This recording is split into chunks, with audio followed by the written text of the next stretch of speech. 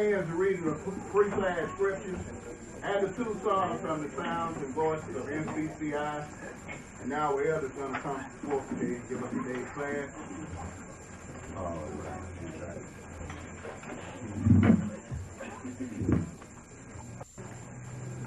Got it. May want to look.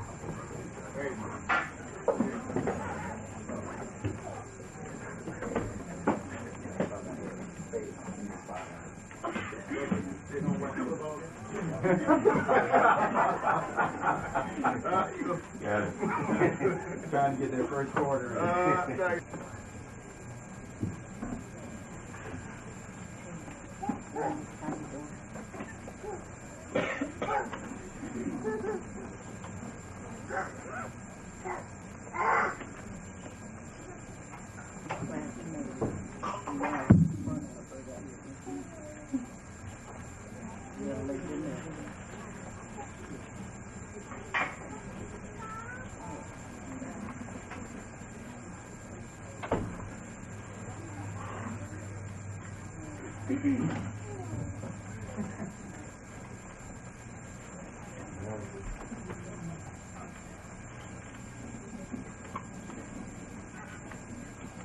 Shabbat Shalom. Shabbat Shalom, brother. I'd like to extend the peace of the God of Israel to each and every one of you. And welcome you once again to another holy convention that Yahweh Elohim, through the Messiah, Yeshua, has seen fit to sit here in Atlanta. And the reason why he did these things is so that he can have one of a city, 2 of a town, so that he can form his majestic white horse that he's going to ride in the battle. Because truly, Yehuda, you, Judah, are the ones that's going to take this kingdom back. Amen. It was taken from us, and it's only right that we take this kingdom back. And what we've been doing so far in our classes is leading up to how this kingdom was taken and why this kingdom was taken, and going on into the setup of the kingdoms of the earth and how we're going to be treated during this period of this 400-year captivity, and what's going to happen to the nations once the Messiah returns on the scene. So I always find the time to give thanks to the God of Israel that he sees fit, that we know these things, because many people don't know what's going on. I talked with a brother this morning, he called me from Texas, and he was in a Bible class, and anyways, the brother keep calling simply because he knows that what he's getting from those brothers is partial truths. But in NCCI, what we try to do is we try to cover all the bases to make sure that you get all of the truth, so you can make up your own mind whether you want to serve the true and living God, and whether or not you want to enter into that kingdom that is soon to be set up here on this earth. But Brother Steve, read the oracles of the church and invite him who stands at the door, that he may come in and sup with us and us with him, that we may continue to read out of this great legacy, and consider what we read, that we might be saved.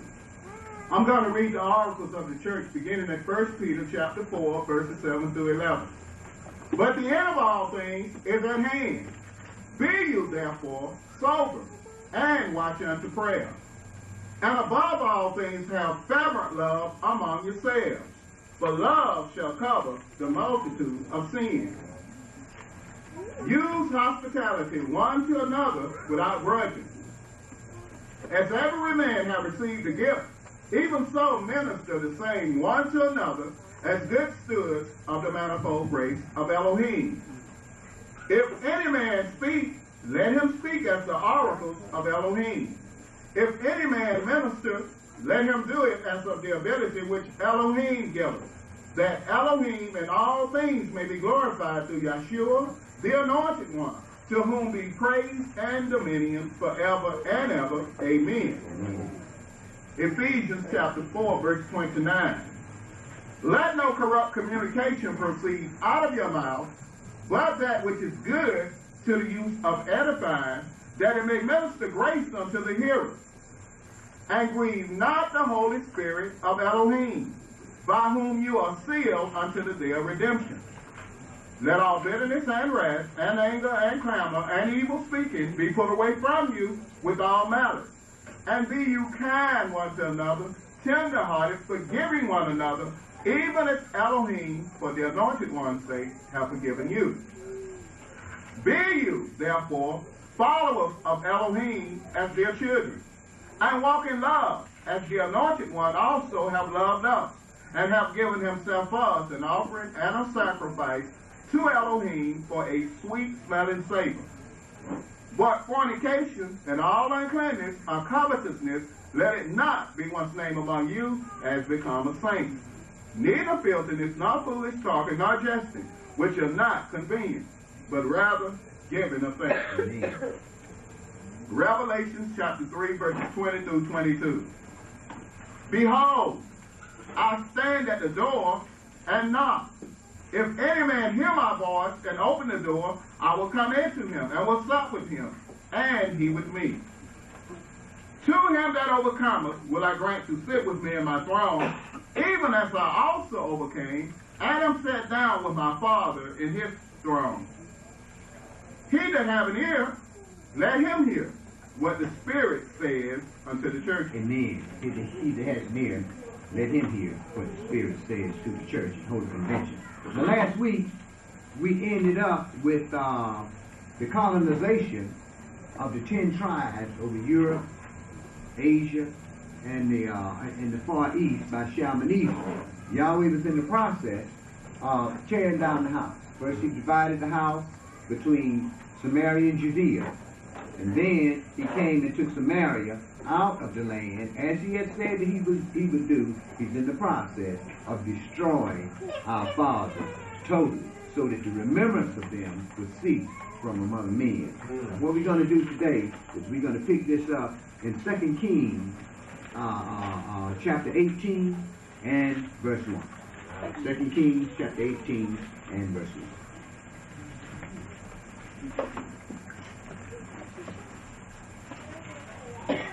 2 Kings chapter 18 and verse 1. Now it came to pass in the 3rd year of Oshia, son of Elah, king of Israel, that Hezekiah, the son of Ahaz, king of Yehudah, began to reign. 25 years old was he when he began to reign, and he reigned 29 years in Jerusalem. His mother's name also was Abi, the daughter of Zechariah. And he did that which was right in the sight of Yahweh, according to all that David, his father, did. Amen. He removed the high places and broke the images and cut down the groves and broke in pieces the brazen serpent that Moshe had made. For until those days the children of Israel did burn incense to it. And he called it Nehushtan. He trusted in Yahweh Elohim of Israel, so that after him was none like him among all the kings of Yehudah, nor any that were before him. For he clave to Yahweh, and departed not from him, from following him, but kept Yahweh's commandments, which Yahweh commanded Moshe. And Yahweh was with him, and he prospered wherever he went forth. And he rebelled against the king of Assyria, and served him not. He smote the Philistines, even unto Gaza, and its borders, from the tower of the watchman to the fortified city. And it came to pass in the 4th year of King Hezekiah, which was the 7th year of Oshia, son of Elah, king of Israel, that Shalmaneser, king of Assyria, came up against Samaria and besieged it. And at the end of 3 years they took it. In the 6th year of Hezekiah, that is, the 9th year of Oshia, king of Israel, Samaria was taken. And the king of Assyria did carry away Israel unto Assyria, and put them in Halah and Tabor by the river of Gozan, and in the cities of the Russians, because they obeyed not the voice of Yahweh their Elohim, but transgressed his covenant, and all that Moshe, the servant of Yahweh, commanded, and would not hear them nor do them. Now in the 14th year of King Hezekiah did Sennacherib, king of Assyria, came up against all the fortified cities of Yehudah and took them. And Hezekiah, king of Yehudah, sent to the king of Assyria to Lachish, saying, I have offended. Withdraw from me. That which you put upon me will I bear. And the king of Assyria appointed unto Hezekiah, king of Yehudah, 300 talents of silver and 30 talents of gold. And Hezekiah gave him all the silver that was found in the house of Yahweh and in the treasures of the king's house. Now, a talent of silver was worth $1,980. Okay? And a talent of gold, well, $1,940 rather. And a talent of gold was worth $29,800. So it was a heavy tribute that you put on the land. Go ahead and read that. Yes, sir. Verse 16. At that time did Hezekiah strip the gold from the doors of the temple of Yahweh and from the pillars which Hezekiah, king of Yehudah, had overlaid, and gave it to the king of Assyria. And the king of Assyria sent the Tartan and the Rapsaris and the Rapshakeh from Lachish to King Hezekiah with a great host against Jerusalem. And they went up and came to Jerusalem, and when they were come up, they came and stood by the conduit of the upper pool, which is in the highway of the fuller's field. And when they had called to the king, there came out to them Eliakim, the son of Hilkiah, who was over the household, and Shebna, the scribe, and Joah, the son of Asaph, the recorder. And the Rapshakeh said unto them, Speak you now to Hezekiah, Thus says the great king, the king of Assyria, what confidence is this in which you trust? You say, but they are but vain words, I have counsel and strength for the war. Now on whom do you trust, that you rebel against me? Now behold, you trust upon the staff of this bruised reed, even upon Egypt, on which if a man lean, it will go into his hand and pierce it. So is Pharaoh, king of Egypt, unto all who trust in him. But if you say unto me, we trust in Yahweh our Elohim, it's not that he who high places and whose altars Hezekiah have taken away, and have said to Yehudah and Jerusalem, you shall worship before this altar in Jerusalem? Now therefore, I pray thee, give pledges to my lord, the king of Assyria, and I will deliver you 2,000 horses, if you be able on your part to set riders upon them. How then will you turn away the face of one captain of the least of my master's servants, and put your trust on Egypt for chariots and for horses? Am I now come up without Yahweh against this place to destroy it? Yahweh said to me, go up against this land and destroy it. Then said Eliakim, the son of Hilkiah, and Shebna and Joah unto the Rapshakeh, pray, I pray you, to your servants in the Syrian language, for we understand it, and talk not with us in the Jews' language, in the hearing of the people who are on the wall. Right, because the common people don't know this thing that which you're going through here. They don't know that they don't seem to understand. They may not understand that you're saying all these things to take all of the pride and the fight out of them. See, but you talk to us in your tongue, because we ain't gonna go for your tongue. Go ahead and read, bro. Yes, sir. Verse 27. But the Rapshakeh said unto them, have my master sent me to your masters and to you to speak these words? Have he not sent me to the men who sit on the wall, that they may eat their own dung and drink their own piss with you? Then the Rapshakeh stood and cried with a loud voice in the Jews' language, and spoke, saying, hear the word of the great king, the king of Assyria. Thus saith the king, let not Hezekiah deceive you, for he shall not be able to deliver you out of his hand. Neither let Hezekiah make you trust in Yahweh, saying, Yahweh will surely deliver us, and this city shall not be delivered into the hand of the king of Assyria. Hearken not to Hezekiah, but thus says the king of Assyria, make an agreement with me by a present, and come out to me, and then eat you every man of his own vine, and every one of his own fig tree, and drink you every one the waters of his system, until I come and take you away to a land like your own, a land of corn and wine, a land of bread and vineyards, a land of olive oil and of honey, that you may live and not die. and hearken not unto Hezekiah when he misleadeth you, saying, Yahweh will deliver us. This was a habit of the kings of the earth at that time. What they would do when they captured somebody's land, they would take the people out of that land and put them in somebody else's land that they had captured and bring those people and put them in that land. In other words, now you don't have no land. Now you don't have anything to fight for. Now you're service to the king. Go ahead and read. Also, it caused confusion as to the identity. Was it not, Eventually it did. People moved around so much they got to be called all kind of names. At one time Israel was called Nubia. See? They were called Ashanti. See, simply because of where they had been placed. And then they had already gave them the name Phalasha. Then they brought them over here and called them blacks, niggers, possums, coons, alligators, and everything else. No wonder we can't find our identity. Because we got to look at the possums, the coons, and everything else. Go all the way back up through there and try to part back all those curtains and find out who we are. Go ahead and read. Verse 34. Verse 33, I'm sorry. Have any of the gods of the nations delivered at all his land out of the hand of the king of Assyria? He hadn't dealt with Yahweh yet.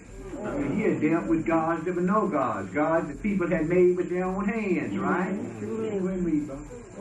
Verse 34. Where are the gods of Haman and of Arpad? Where are the gods of Sepharvaim and Hindah and Abba? Have they delivered Samaria out of mine hand? Who are they among all the gods of the countries who have delivered their country out of mine hand, that Yahweh should deliver Jerusalem out of mine hand? But the people held their peace and answered him not a word, for the king's commandment was, saying, answer him not. Then came Eliakim, the son of Hilkiah, who was over the household, and Shebna the scribe, and Joah, the son of Asaph, the recorder, to Hezekiah with their clothes rent, and told him the words of the Rabshakeh. And it came to pass, when King Hezekiah heard it, that he rent his clothes and covered him with sackcloth, and went into the house of Yahweh.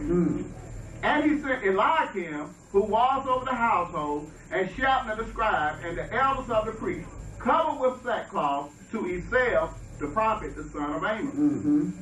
And they said unto him, Thus says Hezekiah, this day is a day of trouble, and a rebuke, and a blasphemy. For the children are come to the birth, and there is not strength to bring forth. It may be, Yahweh your Elohim will hear all the words of the Rabshakeh, whom the king of Assyria his master hath sent to reproach the living Elohim, and will reprove the words which Yahweh your Elohim have heard. Wherefore lift up your prayer for the remnant who are left. So the servants of King Hezekiah came to Isaiah. Isaiah chapter 36 and verse 1. Isaiah chapter 36 and verse 1.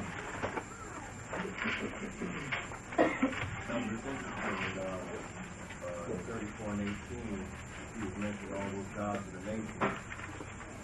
But today, they still have those same gods, so a lot of people think that you can call God by any name, the same God. You can call him and show somebody that can't just have whatever name you want to call him, the same God. Obviously not. And what's really interesting in that is this, my brother, when you in reading this, when you ask where the gods of those, all of those other lands, you know where they were set up in Samaria. They were set up right there in our own land, among the 10 tribes. Ezekiel 36 and Isaiah 36. I'm sorry, Isaiah 36 and verse 1. See, a lot of people, this is what on the program this week, a brother called in and he was talking about that. You know, some people call him this and some people call him that and some people call him this, but you know, as long as I worship him with my heart and everything, then I'm worshiping God. No, you ain't. Yahweh said, my people shall know my name. He said, I'm going to magnify my holy name that you polluted among the heathen wherever you went, right? The average person that you ask what is God's name. When you say, what is the name of our Elohim? They never know. They never know. People say, well, you know, God's name is Jehovah. And you say, you talking about Yahweh? Oh, yeah, Yahweh. So I didn't ask you what his name is. I asked you what was the God of Israel's name. Ezekiel 36. Pick that up. Isaiah 36. Isaiah, I don't know why I want to go to Ezekiel. Let's talk about Esau. I don't want to talk about Esau. Isaiah 36. Pick that up the verse. Now it came to pass in the 14th year of King Hezekiah that Sennacherib, king of Assyria, came up against all the defense cities of Yehudah and took them. And the king of Assyria sent the Rabshakeh from Lachish to Jerusalem unto King Hezekiah with a great army.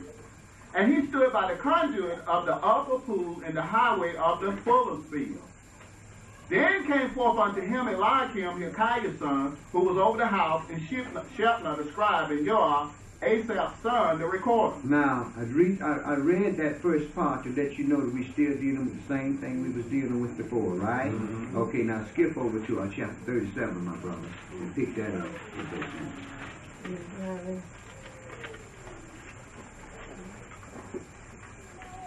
Isaiah chapter 37, verse 1. And it came to pass, when King Hezekiah heard it, that he rent his clothes and covered himself with sackcloth and went into the house of Yahweh. And he sent Eliakim, who was over the household, and Shebna the scribe, and the elders of the priests covered with sackcloth unto Isaiah the prophet, the son of Amon. And they said unto him, Thus says Hezekiah, this day is a day of trouble, and a rebuke, and a blasphemy. But the children are come to the birth, and there is not strength to bring forth. It may be, Yahweh, your Elohim, will hear the words of the Rabshakeh, whom the king of Assyria, his master, have sent to reproach the living Elohim, and will reprove the words which Yahweh, your Elohim, have heard. Right. King went into the Lord's house and did just what he was supposed to do when you got a rebuke like that, you see. He had blasphemed, right? He went in the Lord's house and laid that letter down that the scribe had wrote, and look what that man said he's going to do to you. Right. See? This man don't care nothing about you. Right. See? He say he's going to come in your house, and he's going to do this, and he's going to do all that. What you going to do? Right. Right? So he sent Isaiah the prophet and said, send Isaiah, and let's find out what he's going to do about this thing here. So they went to Isaiah. Go ahead and read and see what happened. Last part of verse 4. Wherefore, lift up thy prayer for the remnant that is left. Verse 5. So the servants of King Hezekiah came to Isaiah. And Isaiah said unto them, Thus shall you say unto your master, Thus says Yahweh, be not afraid of the words which you have heard, with which the servants of the king of Assyria have blasphemed me. Right, then don't you be saying, nah, when he was talking about you, it was one thing. But don't you be afraid of his words which you done blasphemed me with now. See, I'm going to take care of my own business. Wait a minute, brother. Verse 7.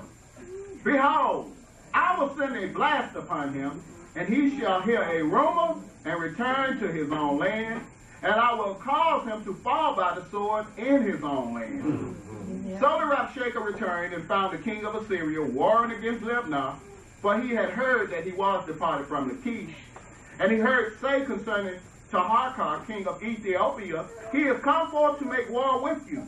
And when he heard it, he sent messengers to Hezekiah, saying, Thus shall you speak to Hezekiah, king of Yehudah, saying, Let not your God, in whom you trust, deceive you, saying, Jerusalem shall not be given into the hand of the king of Assyria. Behold, you have heard what the kings of Assyria have done to all lands by destroying them utterly, and shall you be delivered? Have the gods of the nations delivered them that my fathers have destroyed, as Gozan and Haran and Reseph, and the children of Edom who were in Telassar?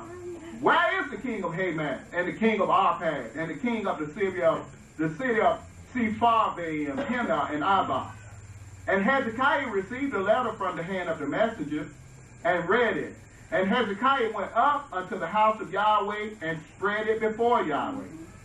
And Hezekiah prayed unto Yahweh, saying, O Yahweh of hosts, Elohim of Israel, who dwelleth between the cherubim, you are the God, even you alone. Of all the kingdoms of the earth, you have made heaven and earth. Amen. Incline your ear, O Yahweh, and hear.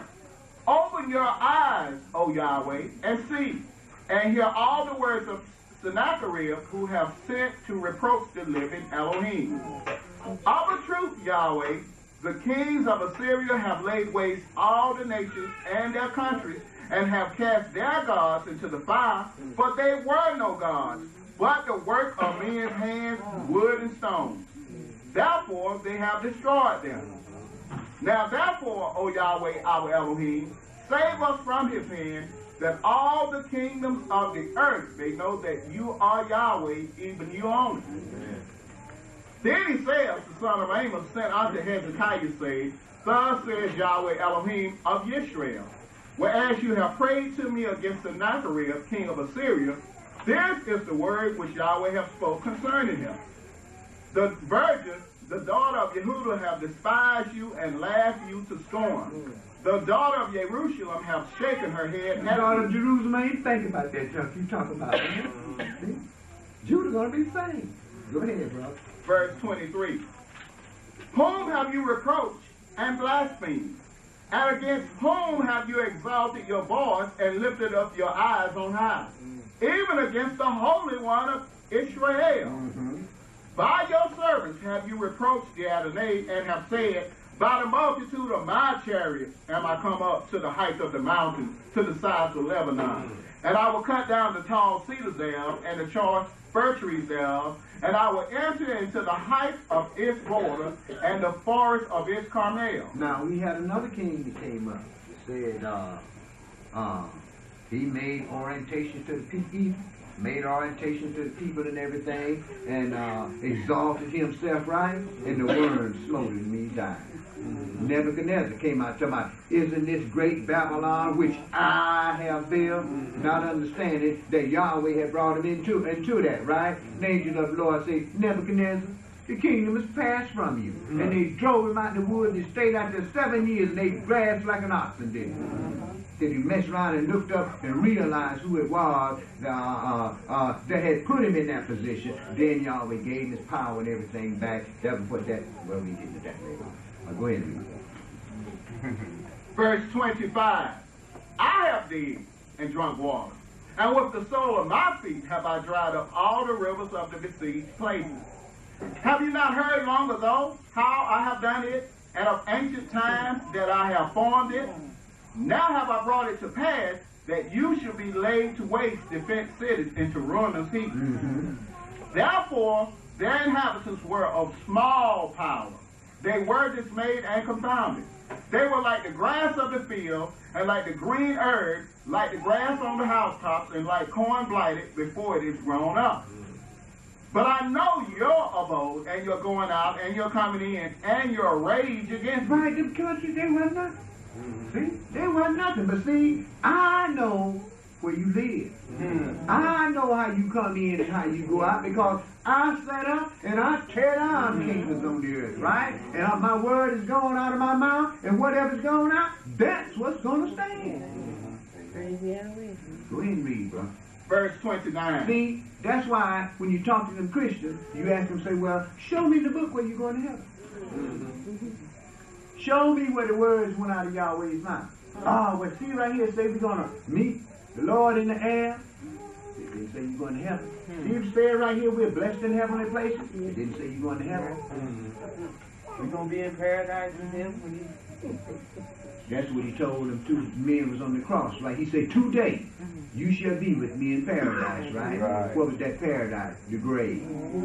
Then also the Messiah. They didn't have no worry and no nothing else, right? Right. Okay. But brother, the Messiah who they love and know so much, he say no man has ascended up to heaven, but he that come down from heaven, right? He said no man goes to heaven except he who came down from heaven. Even the Son of Man, check this out, who is in heaven, right? Right. The brother was on there when he said that. Rattle that around. Go ahead and read, brother.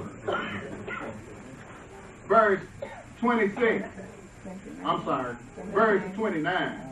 Because your rage against me and our tumult are come up into mine ears, therefore will I put my hook in your nose and my bridle in your lips, and I will turn you back by the way by which you came.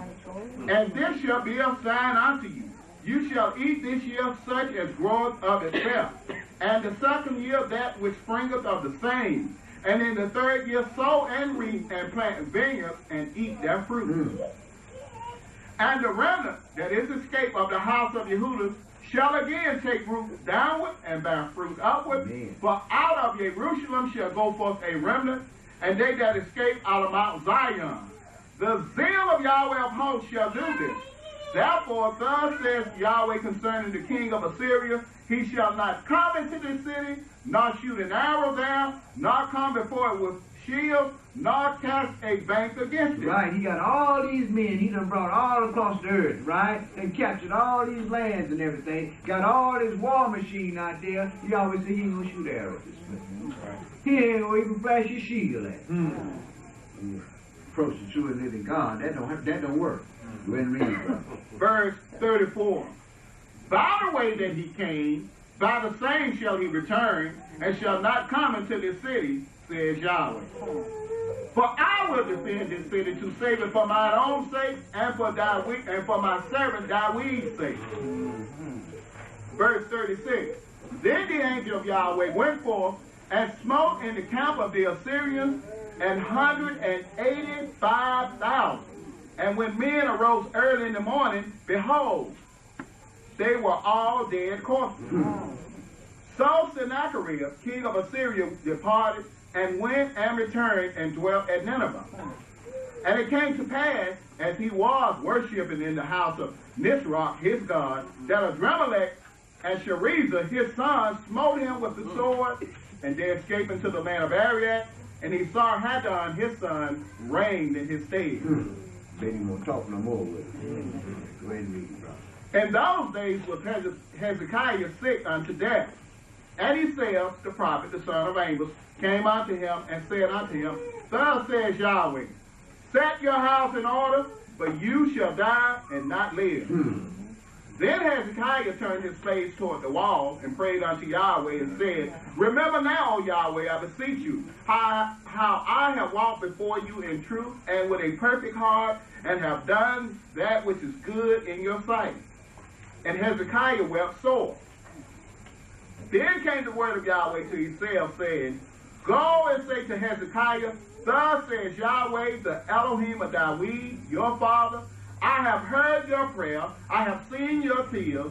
Behold, I will add to your days 15 years. Behold, I'm going to add to your days 15 years. Isaiah already told him to get your house in order, boy, you're going to die. Yahweh told him to say, you're going to die, but I'm going to add to your days 15 years, right? Ask yourself a question. Since you come under the blood, how many days do you believe that Yahweh has added to your years? Don't read, bro. Verse 6. And I will deliver you and this city out of the hand of the king of Assyria, and I will defend this city. And this shall be a sign unto you from Yahweh, that Yahweh will do this thing that he hath spoken.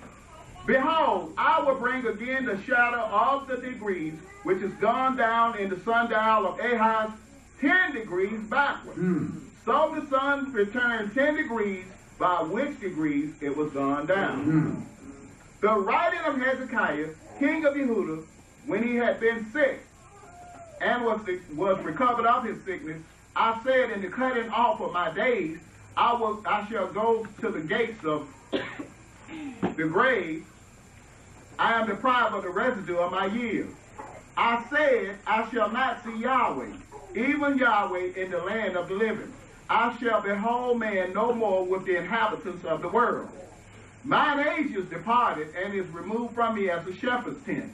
I have cut off like a weaver my life. He will cut me off with pining sickness. From day even to night will you make an end of me. I reckon to morning that like a lion, so shall he break all my bones.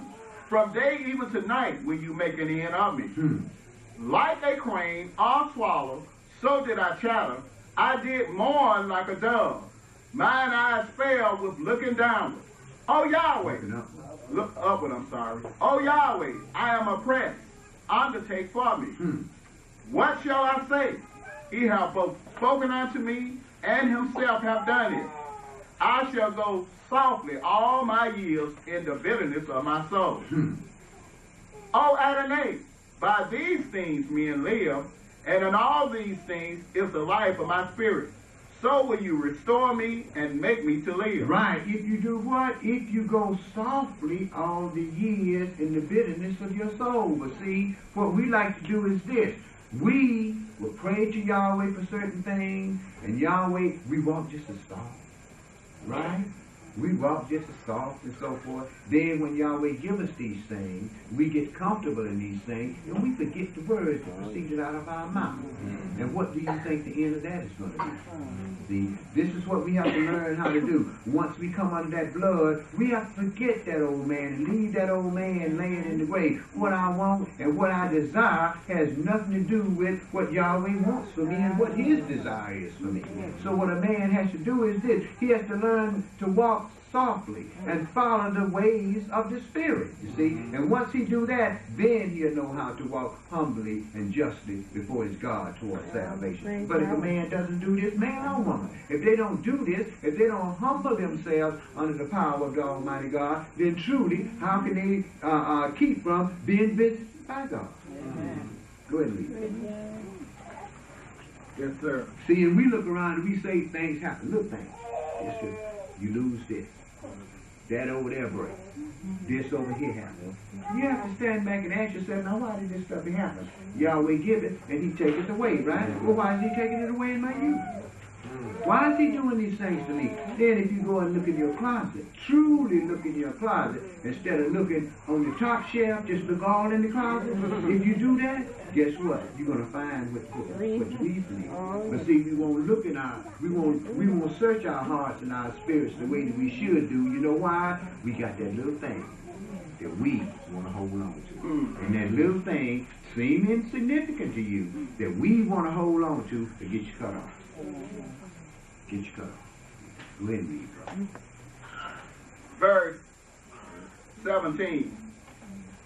Behold, for peace I had great bitterness, but you have in love to my soul delivered it from the pit of corruption, for you have cast all my sins behind your back. For the grave cannot praise you, death cannot celebrate you. They that go down into the pit cannot hope for your truth. The living, he shall praise you, as I do this day. The father to the children shall make known your truth. Yahweh was ready to save me. Therefore, we will sing my songs to the stringed instruments all the days of our life in the house of Yahweh. Yeah. For himself has said, let them take a lump of figs and lay it for a plaster upon the ball, and he shall recover.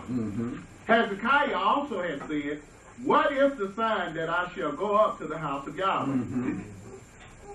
At that time, Merodach Baladan, the son of Baladan, king of Babylon, sent letters and a present to Hezekiah, for he had heard that he had been sick and was recovered. And Hezekiah was glad of them, and showed them the house of his precious things, the silver and the gold and the spices, and the precious ointment, and all the house of his armor, and all that were found in his treasures. There was nothing in his house, nor in all his dominions, that Hezekiah showed them not. Right. You know how brothers like to do? Yeah, I got this. Come on in, I got this thing over here, and I got this thing. Why don't you come on down in the den here so he can show you everything he got, you know, how Satan is blessed him. And he going to church every day, paying tithes in one of them whorehouses, and trying to tell you that your God is blessing. You see what I mean? He go and show you all the things that God has given, right? This is what Hezekiah did, right? Okay? Showboat. Right? Go ahead, read, brother. Yes, sir. Verse 3. Then came Isaiah, the prophet, unto King Hezekiah, and said unto him, what said these men? And from where came they unto you? And Hezekiah said, they are come from a far country unto me, even from Babylon. Then said he, what have they seen in your house? And Hezekiah answered, all that is in mine house have they seen. There is nothing among my treasures that I have not shown them. Then said Isaiah to Hezekiah, hear the word of Yahweh of hosts. Behold, the days come that all that is in your house and that which your fathers have laid up in store unto this day shall be carried to Babylon. Nothing shall be left, says Yahweh. And of your sons that shall issue from you, whom you shall beget, shall they take away. and they shall be eunuchs in the palace of the king of Babylon. Then said Hezekiah to himself, good is the word of Yahweh which you have spoken. He said, moreover, but there shall be peace and truth in my days. Right, I don't care nothing about that. Good, he done spoke good. It ain't what happened to me. It ain't what happened in my day, so he spoke good, you know. Bye. You know, 2 Kings 20, and pick that up in verse 20. Brother, it shows that the king may have had sovereign authority, but then there's a board of directors and a higher authority. So when the king saw the prophet coming, all of his authority and power, it had to take a back seat because the prophet was coming from the true authority source. His brother did all that good for all those years to just let this one act. That is so incredible. It just shows that, though, you can do good all your life and then at the end do bad and then all that'll be forgotten. But yet you can be horrible all your life and turn to do good and then be saved. So it's truly waiting to the end. When a righteous man sins, none of the things that he does is going to be mentioned to him. Exactly. When the wicked man turns from his ways, then the angels of heaven rejoice. But the righteous, those that have rejoiced in righteousness, they go on and they go on and they go on. And it comes to a place where the first is going to be last and the last is going to be first. That's incredible. You know why? People get set in that word to say, well, this is just a little thing. I don't even consider this to be sin. I consider this to be my right. You ain't got no damn right. See? We got liberties that was granted to us in the law, but we haven't got any rights. What rights do we have? And you know what really bugs me? When somebody dies and a priest come up there to give him his last rites. That don't even make sense. He ain't got no rights. But what we have the tendency to do, like I said, we all have the tendency, we got some little thing, we like to hold on to it, and we say, well, God understands my heart. Right, he understands that wickedness is still there, and he's going to give you problems until it's purged out. Chapter 20, 2 Kings 20. Let's pick that up in verse 20. Yeah. 2 Kings chapter 20, verse 20. And the rest of the acts of Hezekiah, and all his might, and how he made a pool and a conduit, and brought water into the city, are they not written in the book of the Chronicles of the kings of Yehudah? And Hezekiah slept with his fathers, and Manasseh his son reigned in his stead. Manasseh was 12 years old when he began to reign, and reigned 55 years in Jerusalem. And his mother's name was Hephzibah. And he did that which was evil in the sight of Yahweh, after the abominations of the heathens, whom Yahweh cast out before the children of Israel. All the things that the father has made up for the son, you see what the son did? He was doing with it? Right. Go ahead, bro. Yes, sir. Verse 3. For he built up again the high places which Hezekiah, his father, had destroyed, and he reared up altars for Baal, and made a grove, and did Ahab, king of Israel, and worshipped all the hosts of heaven, and served them. And he built altars in the house of Yahweh, of which Yahweh said, in Jerusalem will I put my name. And he built altars for all the hosts of heaven in the two courts of the house of Yahweh. And he made his sons pass through the fire, and observe times, and use enchantment, and dealt with mediums and wizards. He wrought much wickedness in the sight of Yahweh, to provoke Yahweh to anger.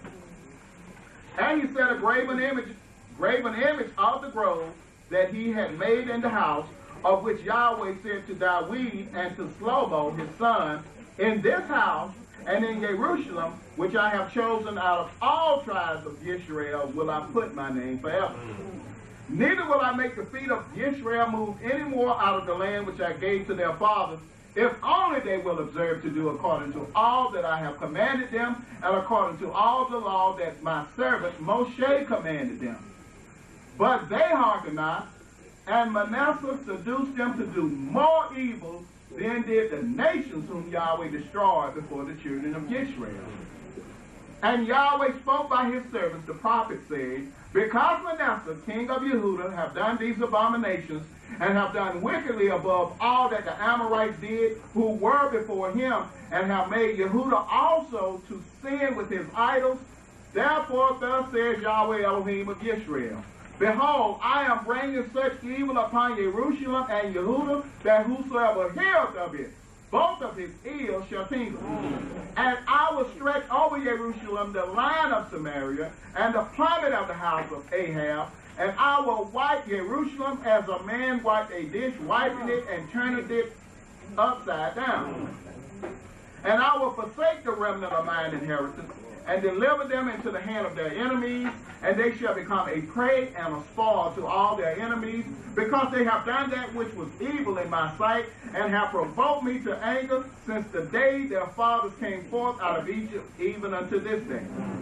Moreover, Manasseh shed innocent blood very much, till he had filled Jerusalem from one end to another, beside his sin by which he made Yehudah to sin, in doing evil in the sight of Yahweh. 2 Chronicles 33 and verse 9. 2 Chronicles chapter 33 and verse 9.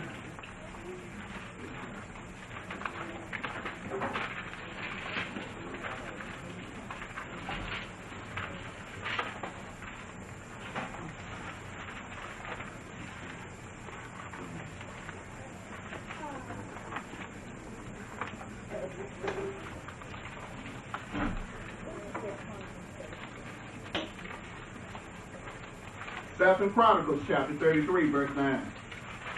So Manasseh made Yehudah and the inhabitants of Jerusalem to err, and to do worse than the heathen whom Yahweh had destroyed before the children of Israel.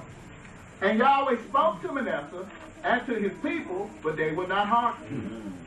Wherefore Yahweh brought upon them the captains of the host of the king of Assyria, who took Manasseh in chains and bound him with feathers and carried him to Babylon. And when Manasseh was in affliction, he besought Yahweh his Elohim, and humbled himself greatly before the God of his fathers, and prayed unto him. And he was entreated by him, and heard his supplication, and brought him again to Jerusalem and to his kingdom. Then Manasseh knew that Yahweh, he was God. Now after this, he built an outer wall for the city of David, on the west side of Jahan, in the valley, even to the entrance of the fish gate, and compassed about Ophel, and raised it up a very great height, and put captains of war in all the 45 cities of Yehudah. And he took away the strange gods and the idol out of the house of Yahweh, and all the altars that he had built in the mount of the house of Yahweh, and in Jerusalem, and cast them out of the city. And he repaired the altar of Yahweh, and sacrificed on it peace offerings and thank offerings, and commanded Yehudah to serve Yahweh Elohim of Israel. Nevertheless, the people did sacrifice still in the high places, yet unto Yahweh their Elohim only. Now the rest of the acts of Manasseh, and his prayer unto his Elohim, and the words of the seers who spoke to him in the name of Yahweh Elohim of Israel, behold, they are written in the book of the kings of Israel. His prayer also, and how Elohim was entreated by him.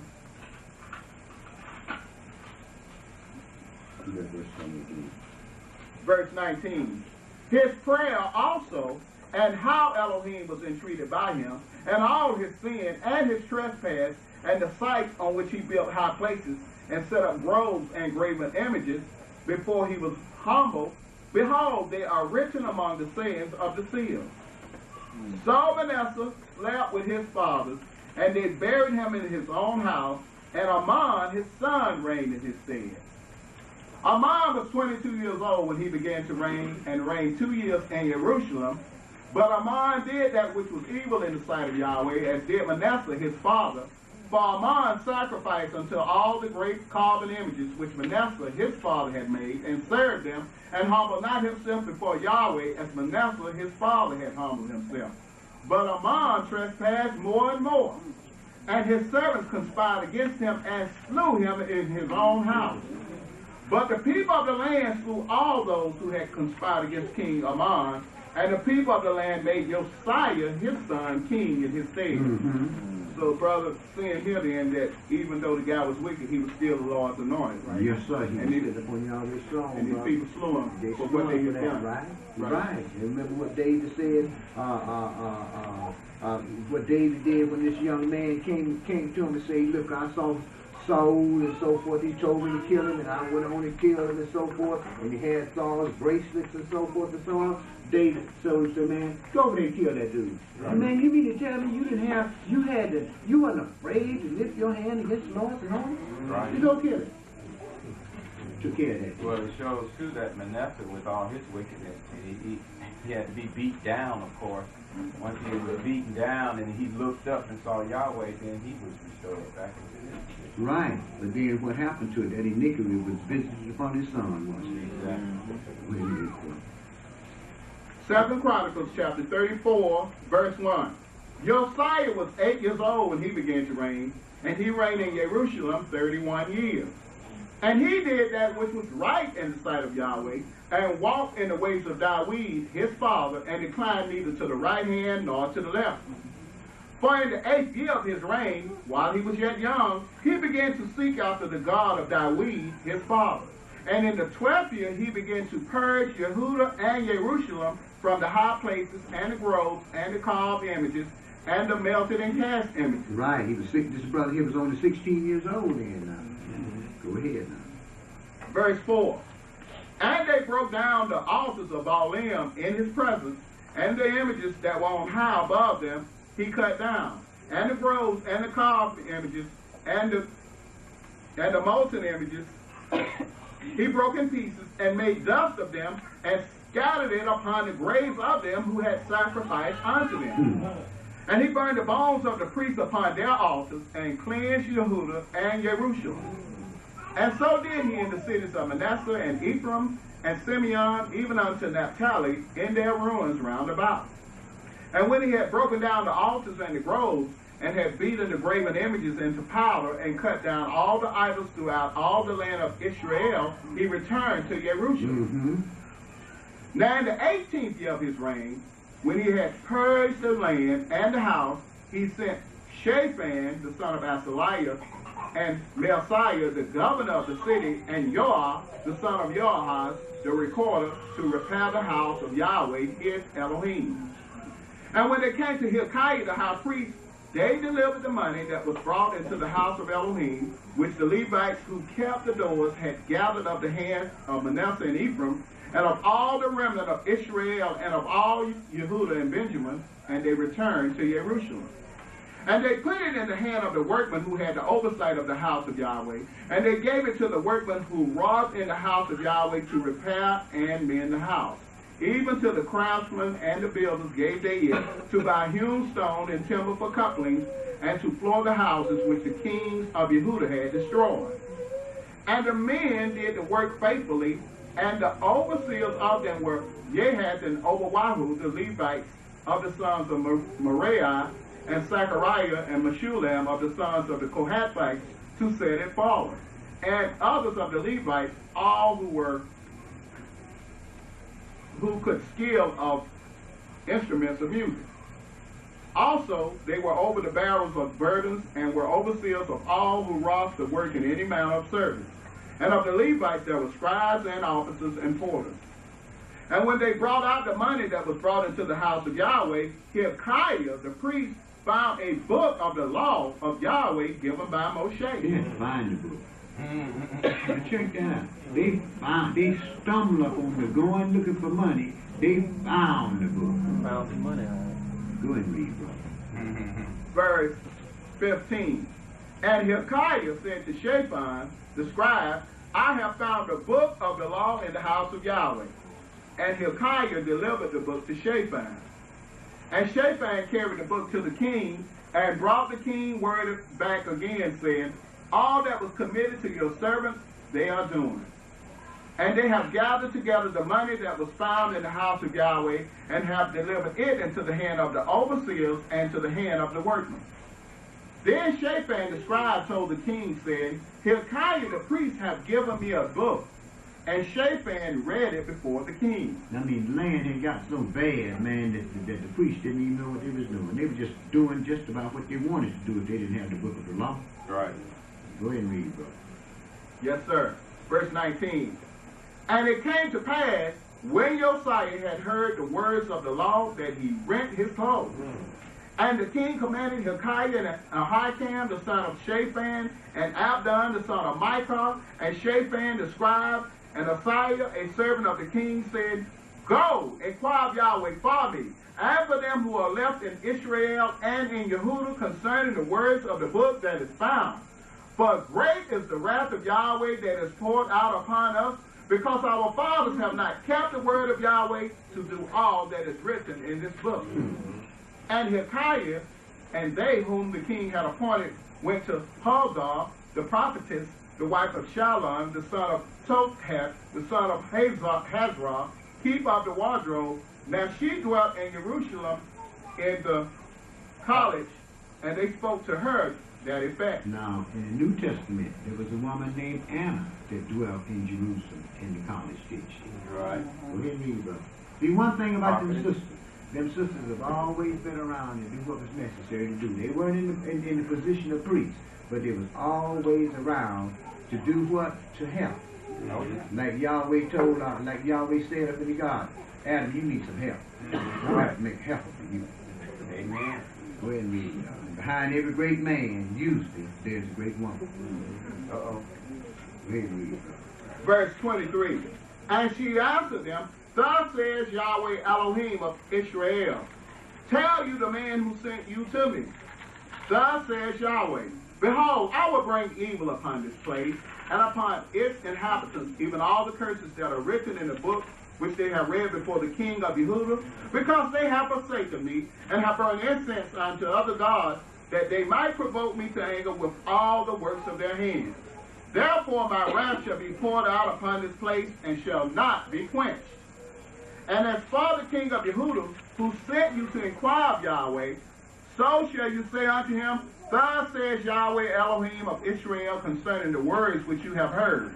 Because your heart was tender, and you did humble yourself before Elohim, when you heard his words against this place and against its inhabitants, and humbled yourself before me, and did rend your clothes and weep before me, I have even heard you also, says Yahweh. Behold, I will gather you to your fathers, and you shall be gathered to your grave in peace. Neither shall your eyes see all the evil that I will bring upon this place, and upon the inhabitants of the same. So they brought the king word again. Then the king sent and gathered together all the elders of Yehudah and Jerusalem.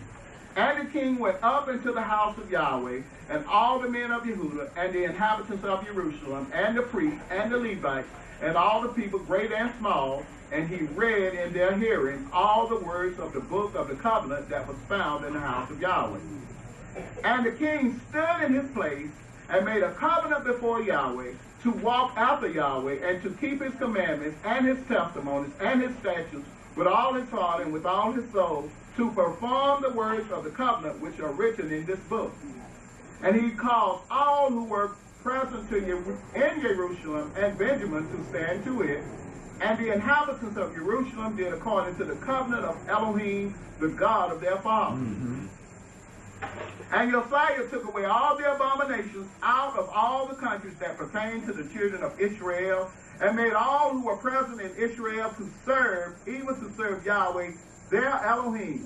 And all his days they departed not from following Yahweh, the Elohim of their fathers. Moreover, Josiah kept a Passover unto Yahweh in Jerusalem, and they killed the Passover on the 14th day of the first month. Amen. And he set the priests in their charge, and encouraged the priests, and encouraged them to the service of the house of Yahweh. And said unto the Levites who taught all Israel, who were holy unto Yahweh, Put the holy ark in the house which Shlomo, the son of David, king of Israel, did build. It shall not be a burden upon your shoulders. Serve now Yahweh, your Elohim, and his people Israel, and prepare yourselves by the house of your fathers after your courses, according to the writing of David, king of Israel, and according to the writing of Shlomo, his son. Right. Now they killed the Passover on the 14th day, right? Well, in other words, Passover had to begin on the 13th and evening. Why did the brothers wait till the 14th day at sunset to say they keep the Passover? No, they're not. You're going into Feast of Unleavened Bread. You know, Elder, that seems to be one reoccurring theme throughout the whole biblical story that seems to be salvation for most of the participants, and that seems to be humility. Humbleness has been something that has saved the king from the beginning unto the end, so it seems that that's a very important element that all of us need to remember in order to achieve some level of salvation. Right. You need to go back and read Isaiah 3rd chapter. It says, because the daughters of Zion walk haughty, with the neck stretched forth and warning eyes and so forth and so on, you know, with all that jewelry and all that stuff, all that finery and everything. So I'm going to take all that junk from them. Right. Right. So you see why the poor will more easily inherit the earth. Right. And we do walk hardy. That's why when a brother or sister come up to me and say, well, you know, I know so-and-so and so-and-so, but I think when they said that, I'm through with it. I'm through with it. You're in terms of your thoughts, but I'm through with it. Everything else you say sounds like, I can turn it all out, because I don't want to hear it. I don't want to hear it. Let me read it. Verse 5.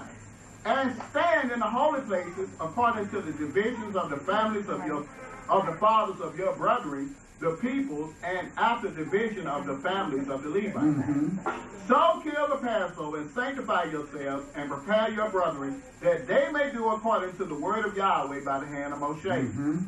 And Josiah gave to the people of the flock lambs and kids, all for the Passover offerings, for all who were present, to the number of 30,000 and 3,000 bullocks, that these were the king's substance. And his princes gave willingly unto the people, to the priests and to the Levites, Hezekiah and Zechariah, and Jehiel, rulers of the house of Elohim, gave unto the priests for the Passover offering 2,600 small cattle and 300 oxen. Conaniah also and Shemaiah and Nethanel his brethren, and Hashabiah and Yael and Josabad, chief of the Levites, gave unto the Levites for Passover offerings 5,000 small cattle and 500 oxen. So the service was prepared, and the priests stood in their place, and the Levites in their courses according to the king's commandment. And they killed the Passover, and the priests sprinkled the blood from their hands, and the Levites flayed them. And they removed the burnt offerings, that they might give according to the divisions of the families of the people, to offer unto Yahweh, as it is written in the book of Moshe. And so they did with the oxen. And they roasted the Passover with fire according to the ordinance, but the other holy offerings sawed they in pots and in cauldrons and in pans, and divided them speedily among all the people. And afterward they made ready for themselves and for the priests, because the priests, the sons of Aaron, were busy in offerings of burnt offerings and the fat unto night. Therefore the Levites prepared for themselves and for the priests, the sons of Aaron. And the singers, the sons of Asaph, were in their place according to the commandment of David, and Asaph and Heman and Jeduthun the king's seal. And the porters waited at every gate. They might not depart from their service, for their brethren the Levites prepared for them. So all the service of Yahweh was prepared the same day to keep the Passover and to offer burnt offerings upon the altar of Yahweh according to the commandment of King Josiah. And the children of Israel who were present kept the Passover at that time and the Feast of Unleavened Bread 7 days. And there was no Passover like that kept in Israel from the days of Samuel the prophet. Neither did all the kings of Israel keep such a Passover as Josiah kept, and the priests and the Levites and all Yehudah and Israel who were present, and the inhabitants of Jerusalem. In the 18th year of the reign of Josiah was this Passover kept. After all this, when Josiah had prepared the temple, Necho, king of Egypt, came up to fight against Koshemish by the Euphrates, and Josiah went out against him. But he sent ambassadors to him, saying, What have I to do with you, you king of Yehuda? I come not against you this day, but against the house with which I have war. For Elohim commanded me to make haste. Forbade you from meddling with Elohim who is with me, that he destroy you not. Right, I guess your side said, man, you're a Hamite. Right. Y'all ain't told you to go do nothing, Johnny. I'm gonna fight with you. Right. Go ahead and read, brother. Yes, sir. Verse 22. Nevertheless, Josiah would not turn his face from him, but disguised himself, that he might fight with him, and hearkened not unto the word of Necho from the mouth of Elohim, and came to fight in the battle of Megiddo. And the archers shot at King Josiah, and the king said to his servants, have me away, for I am sore wounded. His servants therefore took him out of that chariot, and put him in the second chariot that he had, and they brought him to Jerusalem, and he died, and was buried in one of the graves of his fathers. And all Yehuda and Jerusalem mourned for Josiah. Right, brother disguised himself to go die. Well, didn't he, I mean, you just made the comment, and certainly that was a rational comment that any Hebrew Israelite would think, but it seems to me that the problem came up because he didn't consult the prophet concerning that issue before he went into battle. The problem came up because he didn't have no business meddling in other men's matters. Right. See, that's what the problem was. The man wasn't coming to fight him. He was going to fight somebody else, right? Right. But he's so hot under the collar, he done did so much for the Lord, he wants to jump in the battle, right? And he jumped in the battle and died. You see, that's what the deal was. See, that's what being busy about is another man's matter. See, that's why I don't go to the old covenant camp. That's why I don't fellowship with them brothers. You know why? I know who they serve. Right. They serve the adversary. I don't give a damn whether they know the Israel or not. They serve the adversary, the devil, because they don't believe in the Messiah. Amen. You see? So what I do is this. I stay away from them brothers, so my presence won't cause them some problems. Either the death angel comes and I'm in the wrong place at the wrong time. So I leave them brothers alone. What am I going to fellowship for? To see how they dress? I dress the way I want to dress. I don't care how nobody else dress. Right. See, so what's the sense of me fellowship with them? So they can teach me how to speak Hebrew. Yahweh told me, said, when I set up this kingdom, I'm going to turn to the people a new language. Right. That means what I got to do if I speak Hebrew, I got to go hang out with them to have a conversation in Hebrew, right? Yahweh said with stammering lips and another language as I teach this people. Well, they got some businesses over there, you know. I know what the deal is, brother. It's all about that dollar and that power. I know what the whole deal is about. Yeah. They're nationalists, right? Yeah. Go hang out with each other. That's all. Go ahead and read. Verse 2 Kings, chapter 35, verse 25. And Yirmiyahu lamented for Josiah, and all the singing men and the singing women spoke of Josiah in their lamentations to this day, and made them an ordinance in Israel, and behold, they are written in the lamentations. Hold up, he said 2 Kings and 2 Chronicles. 2 Chronicles, I'm sorry. Right where we are. You're reading right, just you called it out. 2 Chronicles, chapter 35, verse 26. Sorry.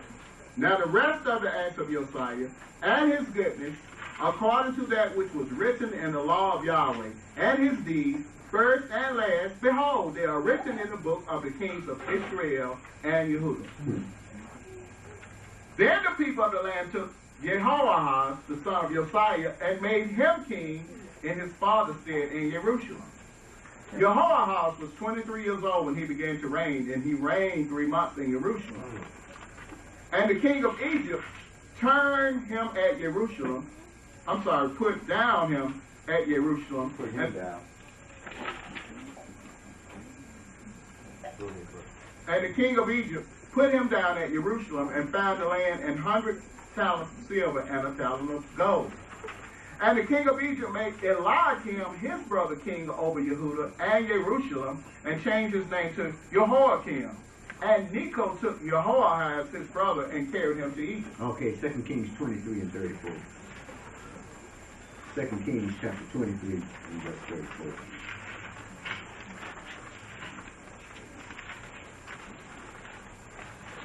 Kings 23 and verse 34. Oh, okay. 2 Kings chapter 23 and verse 34.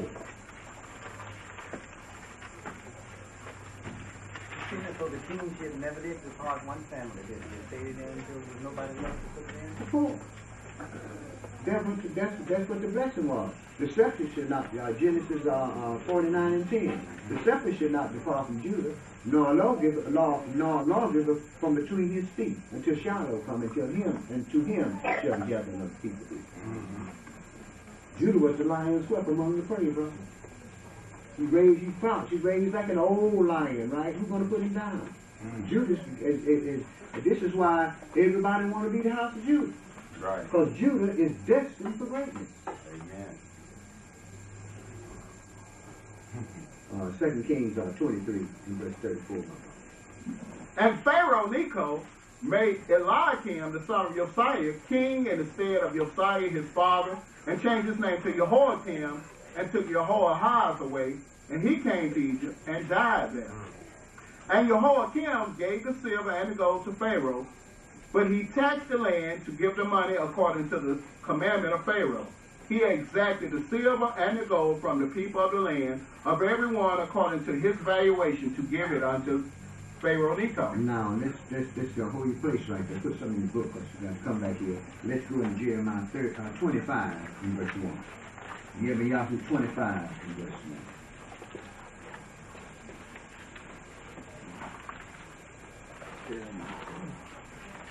Jeremiah 25 in verse 1.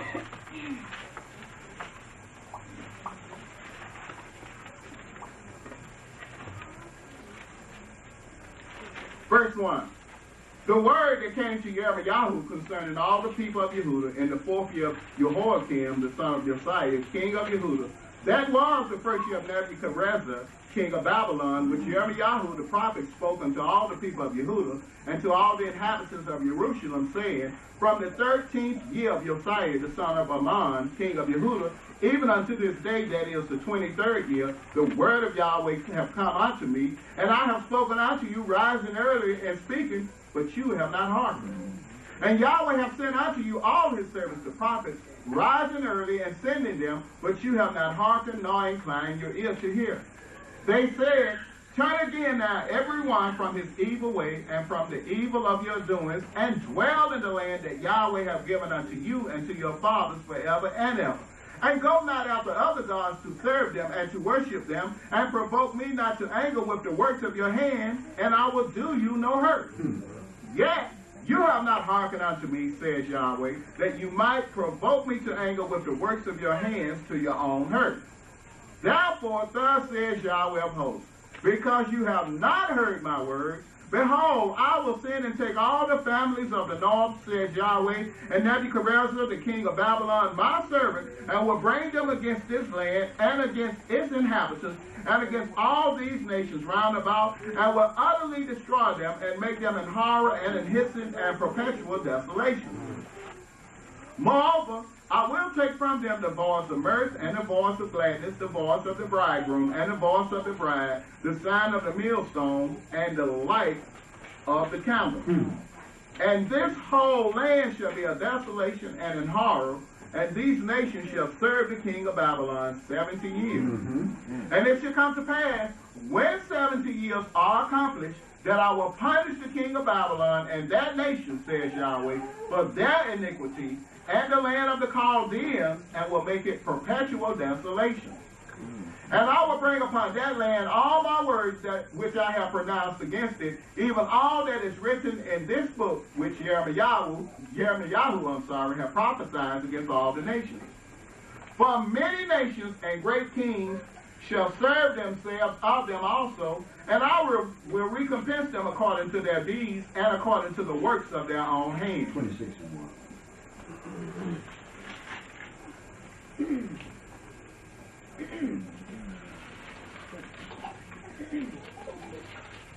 In the beginning of the reign of Jehoiakim, the son of Josiah, king of Yehuda, came this word from Yahweh, saying, thus says Yahweh, stand in the court of Yahweh's house, and speak unto all the cities of Yehuda, which come to worship in Yahweh's house, all the words that I command you to speak unto them, diminish not a word.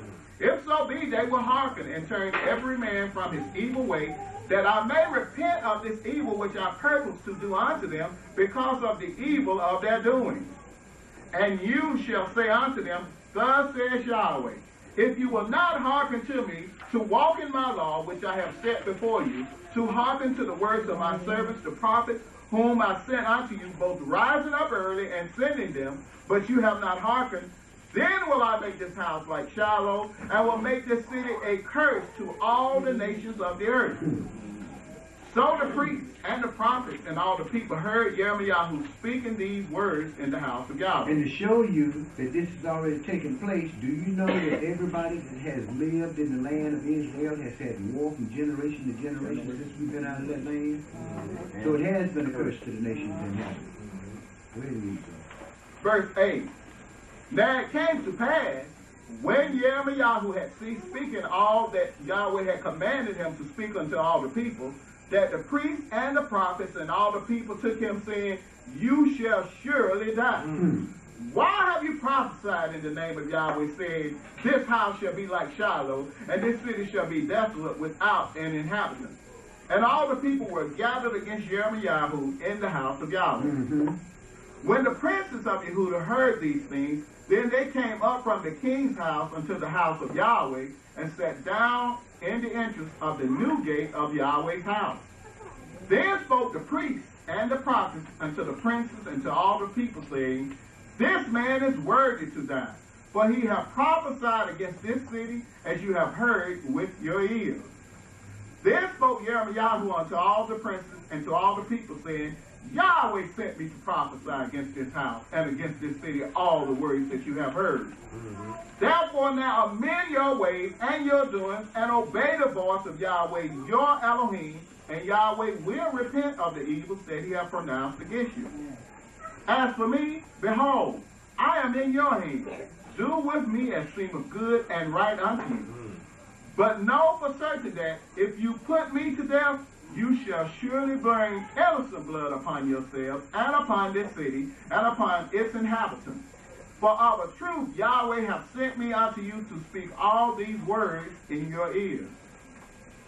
Then said the princes and all the people unto the priests and to the prophets, This man is not worthy to die, for he hath spoken to us in the name of Yahweh our Elohim. Then rose up certain of the elders of the land, and spoke to all the assembly of the people, saying, Micah the Morasthite prophesied in the days of Hezekiah, king of Yehudah, and spoke to all the people of Yehudah, saying, Thus says Yahweh of hosts, Zion shall be plowed like a field, and Jerusalem shall become heath, and the mountain of the house, like the high places of the forest. Right, see? Now he said all these things gonna come upon Jerusalem, right? Now understand that. Now let me show you what he did. He tore down the house and kicked the inhabitants out of the land and caused the name to cease from among men. It's true, right? Did it? Now we know, according to the prophets, that Israel cannot return to the land until just before, well, they won't return to the land then. They won't return to the land till just before the Messiah shows up on the scene. Just a few days before the Messiah shows up on the scene is when Judah is going to return to the city of Jerusalem, right? That's what's going to make the Messiah return, when the arm is being besieged both against Judah and Jerusalem, right? Amen. Do you know that everybody that's in that land there by a house is going to be killed off by the beast of the false prophet? Sure. This is why when folks offer me tickets and so forth, man, why don't you go over there and look around? I don't want to see nothing. Right. I might be over there something else, but no. I want to stay right here until it's time for me to get out and go over there. Man, but you need to see your land. I'll see it when the time comes. What's the sense of me going home and other people can come back and say, hey, you, pack up that damn house you got and move it over there. Right, I got to pack up that house and move it over there because Esau tells. Right. See? Exactly. Then the Palestinians come in and say, no, take that house, I don't want it over here, and move it down there. And I'm still a captain moving to and from my own land. Ain't got no power, right? Y'all know why? Y'all kicked us out of the land and told us when you can return. Right. Everybody that's in the land of Israel today is in there illegally, regardless of who it is. So it's and Yahweh going to recompense it for it. So there's an iniquity that Judah is over there today. Of course there's iniquity. And Benjamin and all of They define the true and living God. But see, they're princes. So they can do it. See? They are princes. Yeah, with no power. See? Brother saying, I'm a prince of the house of Judah. Right. Brother, there's 3 tribes over here. You don't know which house you come from. Why you gonna tell me you a Judite? Why have I got to believe you a Judite because you say you a prince? You a slave. That's where Esau, he's going to become prime minister in his land. You saw what happened, didn't you? The next day, they kicked him out, stopped him from coming in Jerusalem, and cut off all of the resources. They had given them jobs and so forth. They come in Jerusalem and worked. They were selling rugs and a whole lot of other things they were doing in Jerusalem. Kicked them out of the city, and if it wasn't for the people at Haifa, they would have starved to death. The people at Haifa sent them water and food once a week by truck. Right. See, simply because Yahweh had kicked them out of the land. And check this out. They don't believe in the great king, the one that's going to come and redeem them. But the Father that they say they believe in is the one that they're in complete disobedience to. Of course. Of course, my brother. You know what they come from? Yeah. They come from that curse. Go and tell this people heed you indeed. Isaiah 8 chapter. Right. Go and tell this people heed you indeed, but perceive not. See you indeed, but understand not. Make the heart of this people get fat. And ain't they fat? Real fat. How can a brother walk around in this land of the free and home of the brave? How can a brother walk around in this captivity talking about, I'm a prince? Trying to slave. Right, so well, where's the land that you ruling over? Well, we got a place over there. No. The United States government claim eminent domain. Yes, They come in there and tear down that little place you got and build a parking lot there. There ain't nothing you can say. And you gonna tell me you're a prince over there? Right. But you know, Elder, it should be a sign to everybody that those brothers who claim to be princes and claim to be king of Israel, they either in dire straits or they in jail. Of course. So they should look at that. Of course. All of them got in trouble one time or another. Of course. We gonna get in trouble too, so it ain't necessary. But see, the thing of it is this. You're not going to get in trouble because you're in violation of God's law. Right, amen. See, you're going to get in trouble because the Messiah said, whosoever kills you is going to think he did God a service. Exactly. You're going to get in trouble because of the fact that you're telling the truth. Let's go read. That testimony. That testimony. It's, Let's go read. uh-oh. Not the Lord's word. Let's go read. Revelation. Not in that. Don't say on that. Ain't just letting you know. Let's go to Revelation chapter 6. And pick this up at verse 9.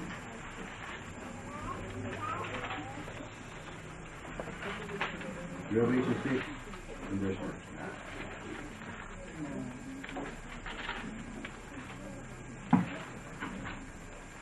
Verse 9. And when he had opened the 5th seal, I saw under the altar the souls of them that were slain for the word of Elohim and for the testimony which they had. I saw who? The souls of those that were slain for the word of Elohim and for the testimony they held, right? Revelation 12 chapters show you when the dragon was cast out, he went to make war with the remnant of the woman's seed who had keep the commandments of God and have the testimony of Yeshua, the Messiah, right? We got brothers talking about their princes don't even believe in the Messiah. Check that out. I'll read. Verse 10. And they cried with a loud voice, saying, How long, O Adonai, holy and true, do you not judge and avenge our blood on them that dwell on the earth? Amen. And white robes were given unto every one of them, and it was said unto them that they should rest yet for a little season unto their fellow servants also and their brethren that should be killed as they were should be fulfilled. That should be what? Killed as they were should be fulfilled, right? Right. Let's go back in the book of Daniel. Daniel 11. And pick that up and pick this up in verse 29. Daniel 11 verse 29. So dying for the right thing is going to be released, isn't it? Of course. Happy are you? Yes, sir, brother. That's why I told you a long time ago. I said, man, you know, when I was out there in the street, man, I was worried about that. Right. But since I've been under the blood of the Messiah, man, if it comes right now, I'm not worried about it anymore. Because I know that the death of a servant of God is nothing but the beginning of a life forever. Amen. All about that. Y'all believe what y'all want. My salvation is already sealed, and I know it. Right. That don't mean I'm going to take to it, but it's sealed. Promise has been made. I'm going to hang with you until they send that chariot. No. I'm getting y'all away from me. I'm hanging with you, brother. That's why when I get out of church, I go in my office. Close the door and get y'all away from me. Pick this up at Daniel 11 and verse 29. Yes, sir. At the time appointed, he shall return and come toward the south, but it shall not be as the former or as the latter. Now, this is after the battle between the Antichrist, the Muslims in the Middle East, and the beast, right? Go ahead, bro. Verse 30. For the ships of Greece shall come against him. Therefore he shall be grieved and return and have indignation against the holy covenant. So shall he do. He shall even return and have intelligence with those who forsake the holy covenant. And arms shall stand on his part, and they shall pollute the sanctuary of strength, and shall take away the daily sacrifice, and they shall place the abomination that maketh death. Right. Esau going to start sacrificing to his feast, right? And he's going to sacrifice for 3.5 years. And at the end of that 3.5 years, the Pope going to come in there and say, well, look, I'm king now. I'm God. I'm on the scene, right? Right. Go ahead and see what's going to happen here. For the people who may not know, who is Esau? People in the land today talking about their youth. Okay. Well, there's two people in the land talking about their youth. The one that's Jews, is called the Jews. They're the ones saying they're the house of Judah. That's what I'm talking about when I say Esau. Now, the Palestinians, Israel is Palestine. Amen. We're the Palestinians. So the Palestinians is Moab and Ammon, Abraham's nephew Lot's two boys. They've even exalted themselves against our boys. So but when I say the Jews, I'm talking about Esau. Yeah. Go ahead and read it, brother. Verse 31. And arms shall stand on his part, and they shall pollute the sanctuary of strength, and take away the daily sacrifice, and they shall place the abomination that maketh desolate. And the Messiah said, when you therefore shall see the abomination of desolation spoken of by Daniel the prophet standing in the holy place, whosoever read, let him understand. Amen. Then let him that be in Judea flee to the mountains. Let him that is in the house, don't go back in to take his coat, right? Because there's going to be a time of trouble like it never was and never will be. And at that time, your people shall be delivered. Go ahead and read. Verse 32. And such as do wickedly against the covenant shall he corrupt by flattery. But the people that do know their God shall be strong and do exploit. But the people that do, doing all this turmoil, but the people that do know their God shall be strong and do exploits, right? Amen. Go ahead, brother. Yes, sir. Verse 33. And they that understand among the people shall instruct many. Yet they shall fall by the sword and by flame, by captivity and by spoil many days. Amen. Now when they shall fall, they shall be helped with a little help. But many shall cleave to them with flattery. But many going to still cleave to them with flatteries, right? Going for that jump, right? Go ahead, brother. Verse 33. And some of them of understanding shall fall, to try them and to purge and to make them white, even to the time of the end, because it is yet for a time appointed. Right, see, you got the opportunity to do what you need to do now. Amen. This is why I tell y'all, Yahweh brought you here to put you to work. Amen. If you don't want to get to work, you better get out of here. I'll tell you why. If you ain't got no work, what you gonna offer? What sacrifice are you gonna offer for your sins? Hallelujah. You ain't got nothing. You got a clean slate, ain't you? I believe. See, y'all tell you to do the work ahead of time. If not, just say you get in here and you don't do the work, and the ship that you own when you leave here goes to Europe. Instead of to that wilderness, right? You're going to have to deal, you're going to have to, the beast's going to cause you so much problems, you're going to be scared to go to sleep, scared to wake up. Amen.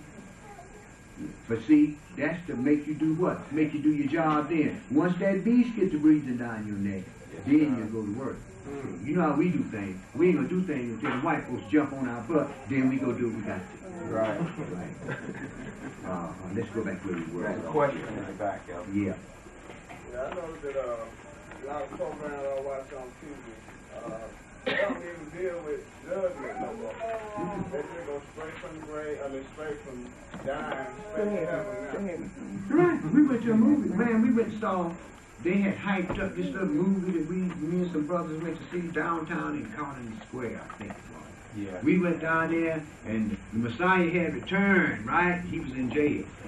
I don't know where they got that. I ain't read the book, no. See, he was in jail. And then after he got out of jail, he was walking down the street. And while he was walking down the street, my people just disappeared. Just disappeared. Gone on off heaven while he was walking down the street. Biggest lies have been told. See? But guess who put that junk together? Judah. Our own people put that junk together, see? What we did was this. We fed off the Europeans and said, well, we're going to get back to what's really going down, and then show just what the Europeans was talking about. Right. Everybody talking about heaven ain't going there. Ain't that what black folks used to say? Right. Everybody talking about heaven ain't going there. And that's just what it means. Everybody just talking about heaven ain't going there. The Messiah is coming here.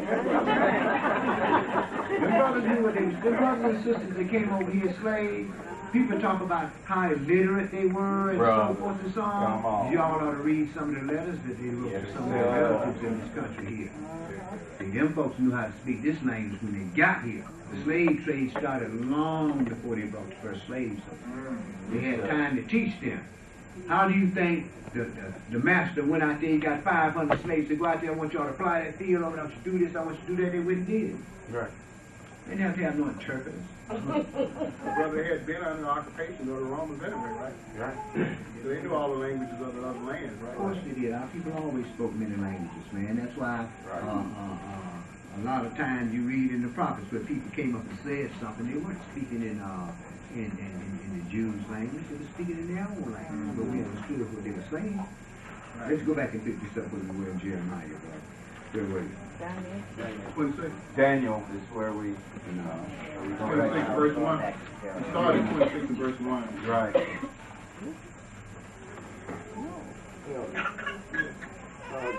You know, most of the Hamites and other people in the other parts of the world, they know English language plus their language. We are only making things that only know one language. Right. That's because of the slavery. That's what it's because. It's because of the slavery, and we only had to deal with one language in the South. And that was this southern drawl that folks deal with. That's all we had to deal with, brother. We didn't have to be multilingual people because we weren't dealing with people of other nations. Then a lot of us over here spoke a lot of different languages too, when you look right at it, brother, because not only did they speak the language the languages that they had learned in Africa, a lot of our people do up to Indians, man. They had to learn the different tribal languages of those Indians and so forth. But as far as other nations is concerned, man, we didn't learn the language of other nations. When the Spanish conquistadors came over here with that jump, man, we didn't understand what they was talking about. Okay, go ahead and pick this up, chapter 26 and Verse 19. verse 19. Jeremiah chapter 26, verse 19. Did Hezekiah, king of Yehudah, and all Yehudah put him at all to death? Did he not fear Yahweh and besought Yahweh, and Yahweh repented of the evil which he had pronounced against them? Thus might we procure great evil against our souls.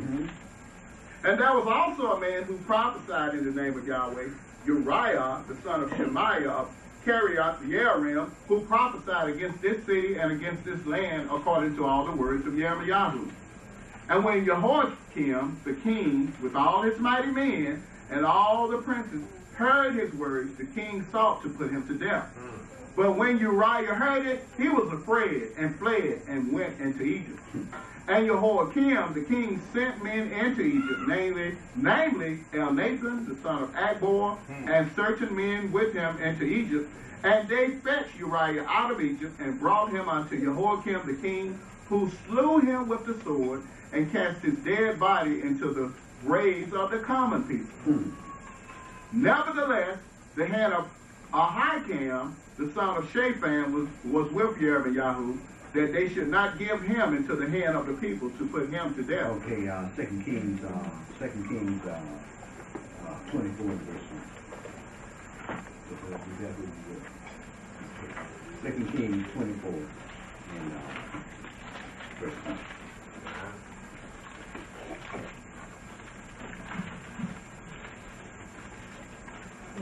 24 and verse 1? Mm-hmm. Oh, okay.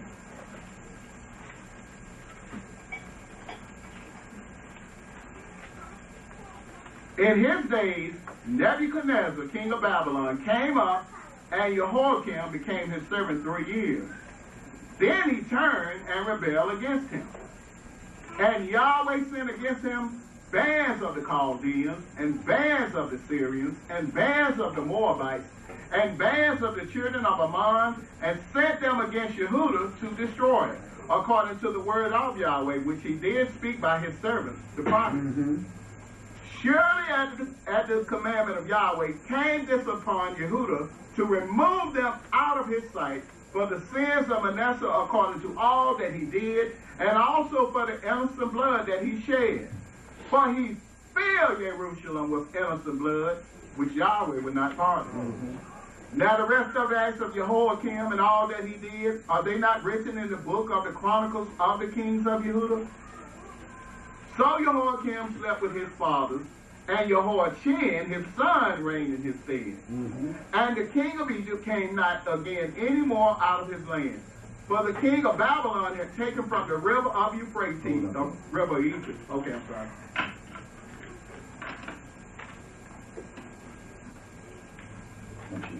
Verse 7. And the king of Egypt came not again any more out of his land. For the king of Babylon had taken from the river of Egypt unto the river of Euphrates all that pertained to the king of Egypt. Jehoiachin was 18 years old when he began to reign, and he reigned in Jerusalem 3 months. And his mother's name was Nehushta, the daughter of Elnathan of Jerusalem. And he did that which was evil in the sight of Yahweh, according to all that his father had done. At that time, the servants of Nebuchadnezzar, king of Babylon, came up against Jerusalem, and the city was besieged. And Nebuchadnezzar, king of Babylon, came against the city, and his servants did besiege it. And Jehoiachin, the king of Yehudah, went out to the king of Babylon, he and his mother, and his servants, and his princes, and his officers. And the king of Babylon took him in the 8th year of his reign. And you know what? No, that was Zedekiah. Go ahead and read it. And he carried out from there all the treasures of the house of Yahweh, and the treasures of the king's house, and cut in pieces all the vessels of gold which Shlomo, king of Israel, had made in the temple of Yahweh, as Yahweh had said. And he carried away all Jerusalem, and all the princes, and all the mighty men of valor, even 10,000 captives, and all the craftsmen and smiths. None remains except the poorest sort of the people of the land. And he carried away Jehoiachin to Babylon, and the king's mother, and the king's wives, and his officers, and the mighty of the land. Those carried he into captivity from Jerusalem to Babylon. Now, they got released. I think some of you sisters might have seen the pictures of those released in the Bible class. You see the release where the king of Assyria and different kings was carrying the house of Judah away, carrying that menorah, right? And you check the way they had the hair tied and it was all cut off right at the edge, right below the ear. So y'all have seen pictures that was actually done by artists in other lands in those days that archaeologists have dug up to let you know that the Bible is right on the money. And folks can't tell me King James wrote it, but he was a monster. He did. He wrote everything just like it happened. Amen. Go ahead and read. Verse 16. And all the men of might, even 7,000, and craftsmen and smiths 1,000, all who were strong and apt for war, even them the king of Babylon brought captive to Babylon. And the king of Babylon made Mattaniah, his father's brother, king in his stead, and changed his name to Zedekiah. Now, this was during the first deportation, right? Mm-hmm. This was the deportation that Daniel was in. See, they took the princes first, right? Mm-hmm. And Daniel was a prince in Egypt, wasn't he? I mean, in Israel, wasn't he? Mm-hmm. Okay. Daniel, Shadrach, Meshach, and Abednego, those brothers were princes in the land. Amen. Go ahead and read. Yes, sir. Verse 18. Zedekiah was 21 years old when he began to reign, and he reigned 11 years in Jerusalem, and his mother's name was Hamutal, the daughter of Jeremiah of Libnah. And Zedekiah did that which was evil in the sight of Yahweh, according to all that Jehoiakim had done. But through the anger of Yahweh, it came to pass in Jerusalem and Yehudah, until he had cast them out from his presence, that Zedekiah rebelled against the king of Babylon. All right, Jeremiah 21 and verse 1.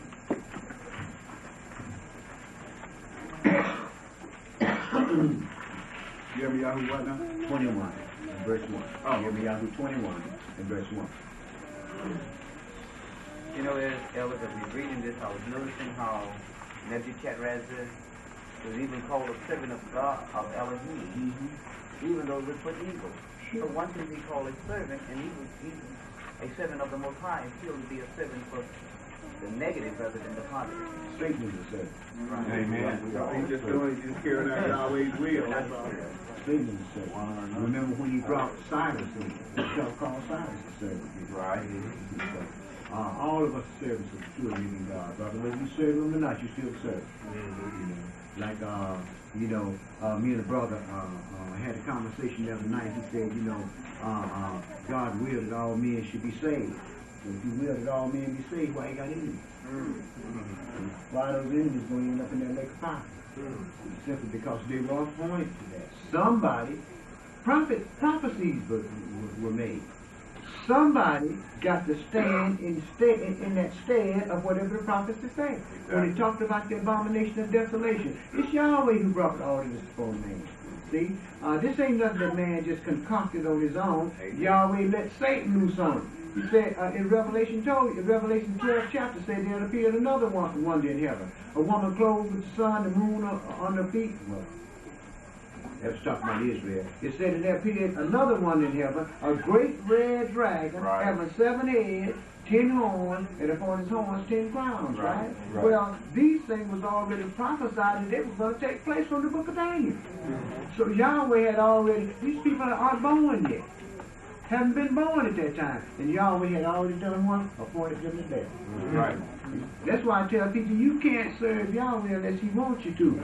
We look at man and say, well, man is this, man is that, man just like the beast out there in the field. Yeah.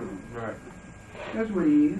Yahweh saving him because that's who he want to save, and you can't serve him unless he wants you to be saved. Not in the capacity of salvation. Now, all of us serve him. All mankind serving the righteous and the wicked. The wicked do wicked because that's what he wants them to do. Right. The righteous do righteous because that's what he wills for them to do. The perfect example then is Solomon, right, brother? Right. Yahweh could have kept Wisest Solomon man from in the doing world. what he did. Right. Right. Wise man. Right. He said there will never be a man like as much wisdom as he, and never will be another man as much wisdom as him. Now the Messiah said a greater than Solomon. Right. He didn't say a man with more wisdom. In his youth, anyway. So, yeah, Solomon did all right till he got old. What made you? Why do you think that Yahweh allowed the adversary, the devil, to come in there? He could have just as well sent the prophet to Solomon and said, Solomon, the women that you have married, you got old now. Right. And them women, you can't cut the mustard anymore. And them women that you got, they're going to cause you to fall away. They're going to want you to be a god in their land because, man, it takes 11 or 12, 15 days for them to go all the way back home to worship their God. So they're going to try to cause you to be a god in their land. Don't you do that. Right. Yahweh could have went to Solomon and did that, but he didn't want to. You know why? He had to tear his kingdom down so you can be saved. Amen. It's got to do with you. That's what it's got to do with. Uh-oh. 19:1. 21:1. Jeremiah 21. The word which came to Jeremiah from Yahweh, when King Zedekiah sent him unto Pashur, the son of Micaiah, and Zephaniah, the son of Manasseh, the priest, said, Inquire, pray you, of Yahweh for us. For Nebuchadnezzar, king of Babylon, maketh war against us. If so be that Yahweh will deal with us according to all his wondrous works, that he may go up from us. Then said Jeremiah unto them, Thus shall you say to Zedekiah, Thus says Yahweh Elohim of Israel, Behold, I will turn back the weapons of war that are in your hands, with which you fight against the king of Babylon and against the Chaldeans who besiege you without the walls, and I will assemble them into the midst of this city. Right, you said me, you going to inquire me? You of all people? You Zedekiah? I'm going to assemble all these folks right here in the middle of Jerusalem. Yeah, man, you fight against that. Go ahead and read it, brother. Verse 5. And I myself will fight against you with an outstretched hand and with a strong arm, even in anger and in fury and in great wrath. And I will smite the inhabitants of this city, both man and beast. They shall die of a great pestilence. Man, it got so bad in the city, man, people ate their own children. I mean, they ate dogs, dude. Right. They, whatever they could get their hands on, the famine was so bad in the city. Go ahead and read it. See, when Yahweh get on your case, you got a problem. You got a problem. You got a problem with grandma's washing powder won't take off. You got you a serious problem. Go ahead and read, bro. Verse 7. And afterwards, says Yahweh, I will deliver Zedekiah, king of Yehudah, and his servants, and the people, and such as are left in this city from the pestilence, from the sword, and from the famine, into the hand of Nebuchadnezzar, king of Babylon, and into the hand of their enemies, and into the hand of those who seek their life. And he shall smite them with the edge of the sword. He shall not spare them, neither have pity, nor have mercy. And unto this people you shall say, Thus says Yahweh, Look, I set before you the way of life and the way of death. He that abideth in this city shall die by the sword, and by the famine, and by the pestilence. But he that goeth out and falleth to the Chaldeans that besiege you, he shall live, and his life shall be unto him for a prey. Right, they didn't want to believe that. Jeremiah come with that. He said, man, you done sided with them folks over there. Right. And they took that brother, and they wouldn't kill him because the prophets delivered him out of their hand. But they took that brother and let that brother, put that brother down in the king's dungeon in the mud. In the muck and mire. And that's how the king of Babylon knew that he wasn't part of it. He was down in the mud. And when he came and got him, he brought Jeremiah and said, look, man, you don't have to go down to Babylon. You go to Babylon, you go to east, you stay east, you go anywhere you want to go. Because he knew that he was the prophet of the Lord. Go ahead and read. Yes, sir, verse 10. For I have set my face against this city for evil and not for good, says Yahweh. It shall be given into the hand of the king of Babylon, and he shall burn it with fire. And touching the house of the king of Yehudah, say, Hear the word of Yahweh. O house of David, thus says Yahweh, execute judgment in the morning, and deliver him that is fall out of the hand of the oppressor, lest my fury go out like fire and burn that none can quench it, because of the evil of your doing. Behold, I am against you, O inhabitant of the valley and rock of the plain, says Yahweh, who say, Who shall come down against us, or who shall enter into our habitations? But I will punish you according to the fruit of your doing, says Yahweh, and I will kindle a fire in her forest, and it shall devour all things round about it. Thus says Yahweh, Go down to the house of the king of Yehudah, and speak there this word, and say, Hear the word of Yahweh, O king of Yehudah, who sit upon the throne of David, you and your servants and your people that enter in by these gates. Thus says Yahweh, execute judgment and righteousness, and deliver the spoil out of the hand of the oppressor, and do no wrong. Do no violence to the stranger, the fatherless, or the widow, neither shed innocent blood in this place. His hand was stretched out still, wasn't it? Right. He said, I'll turn from my fierce wrath if you do what I tell you to do, right? But you know how Jake is. Jake wouldn't do what Jake wanted to do. See? Jake go and pray to the Lord about this, and the Lord bring it to him, and then Jake turn right around and do just what is in Jake's wicked heart. Right. Go ahead and read, man. People talk about God, man. People, folks don't care about God. Folks care about what they're going to do. They God. They want to create him in their own image. Right. That's what they want to do. Go ahead and read, bro. Verse 4. For if you do this thing indeed, then shall there enter in by the gates of this house kings sitting upon the throne of David, riding in chariots and on horses, he and his servants and his people. Right, if you do this thing, I'm going to turn back everything, and the king still going to come into this city, riding upon horses. The land is going to wax fat, right? But you know what? He already knew that these brothers wasn't going to do what was right. You know why? These brothers thought they was gods, man. Right. With a small.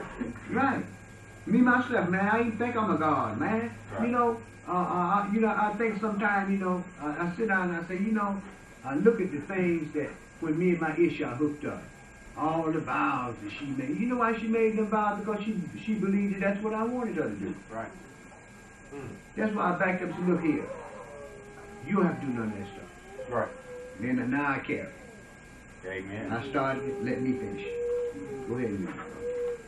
Verse 5. But if you will not hear these words, I swear by myself, says Yahweh, that this house shall become a desolation. But thus says Yahweh unto the king's house of Yehudah, you are Gilead unto me, and the head of Lebanon. Yet surely I will make you a wilderness and cities which are not inhabited. And there was a bomb for Gilead. Remember that? Oh, yeah. There was a bomb for Gilead, but you know what happened, man? Them folks in Israel said, man, I don't want to deal with that. Right. Who's the Lord that I should obey when he has to say? Right. Huh? I can't see him. I can't touch it. I can't feel it, but I trust in your sword here I got in my hand. Right. Go ahead and read, brother. Verse 7. And I will prepare destroyers against you, every one with his weapons, and they shall cut down your choice cedars and cast them into the fire. And many nations shall pass by this city, and they shall say every man to his neighbor, why have Yahweh done thus to this great city? Then they shall answer, because they have forsaken the covenant of Yahweh, their Elohim, and worship other gods, and serve them. Because they have done what? Forsaken the covenant of their God, right? And worship other gods and serve them, right? Right. Check this out. It's another teacher in this city here, young buck. Young brother. Called in on the radio, trying to talk about things, and the man asked him the 10 Commandments, and he couldn't name the 3. Big man. Big. Uh-oh. Don't read, man. Verse 10. Weep not for the dead, neither bemoan him, but weep sore for him that goeth away, for he shall return no more, nor see his native country. Man, that sounds like this so-called Negro, brother. Man, that couldn't be the people in Israel today. No, sir, brother. No, sir, the people that left out of that land, brother, they never did see their country no more. Esau, that was in Israel, after Israel fell, they went up into Europe, he was able to go back anytime he wanted to. Okay. And Jake couldn't go nowhere because he couldn't drink all that water, brother, between he and Israel. Verse 11. For thus says Yahweh, touching Shallum, the son of Josiah, king of Yehudah, who reigned instead of Josiah, his father, who went forth out of this place. Now, a brother came to him one night talking about, he was going into the lineage in the Bible of the Messiah, and he tried to show.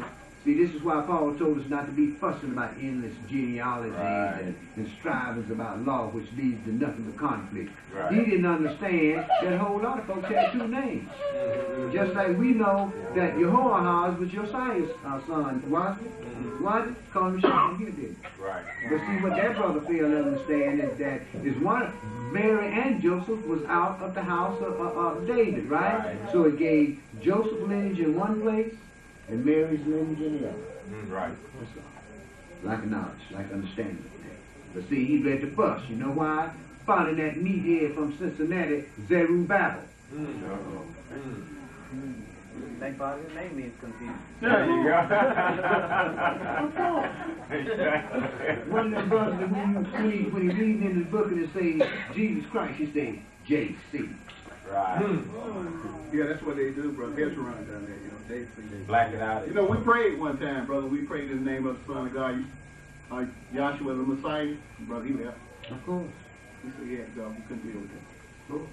Right. Go ahead and read. Verse 11. But thus says Yahweh, touching Shallum, the son of Josiah, king of Yehudah, who reigned instead of Josiah, his father, who went forth out of this place. He shall not return there any more, but he shall die in the place where they have led him captive, and shall see this land no more. Woe unto him who buildeth his house by unrighteousness, and his chambers by wrong, who use his neighbor's service without wages, and give him not for his work, who says, I will build myself a wide house and large chambers, and cut out windows, and it is paneled with cedar and painted with vermilion. Right, got sealed and all in the ceilings and everything got sealed, right? Go ahead, brother. Yes, sir. Verse 15. Shall you reign because you clothe yourself in cedar? Did not your father eat and drink and do judgment and justice, and then it was well with him? He judged the cause of the poor and needy. Then it was well with him. Was not this to know me, says Yahweh? Amen. But your eyes and your heart are not but for your covetousness, and for shedding innocent blood, and for oppression, and for violence, to do it. Therefore, thus says Yahweh concerning Jehoiakim, the son of Josiah, king of Yehuda, they shall not lament for him, saying, Ah, my brother, or Ah, my sister. They shall not lament for him, saying, Ah, Adonai, or Ah, his glory. He shall be buried with the burial of an ass, drawn and cast forth beyond the gates of Jerusalem. Go up to Lebanon and cry out, and lift up your voice in Bashan, and cry out from the passes. For all your lovers are destroyed. I spoke unto you in your prosperity, but you said, I will not hear. I ain't gonna do what you gotta say. I'm doing all right. I mean, you've been blessing me. God bless me, I'm doing fine. I ain't gonna hear nothing you're gonna say. Right. I'm gonna follow the wicked imaginations of my own mind. Right. I got me a house. Right. Good job. Got me a good job. Make free color. All right, I ain't sick. Refrigerator Everything all right. Right. Refrigerator got food all in it. I'm doing all right. Right. I ain't gonna do nothing. I'm gonna follow the imagination of my own heart. I'm not gonna go and find out instructions about this and instructions about that. I'm just gonna do what I want to do. Right. Vacationing twice. Right. You know what I mean, bro? It's the same thing, brother. I went to a barber shop the other day over there off Astor Street. And our brother Brown, you watching the shows, bro. But he never shows up. Of course not. And guess what? The nigga still think he after. Many years we've been going over there. Right. He still think he's next. Somebody back there, shut them young'uns up. They ain't got no business being back there making all that noise. Who back there?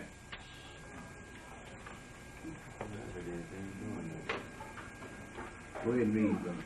Yes, sir. Yirmiyahu, chapter 22, verse 21.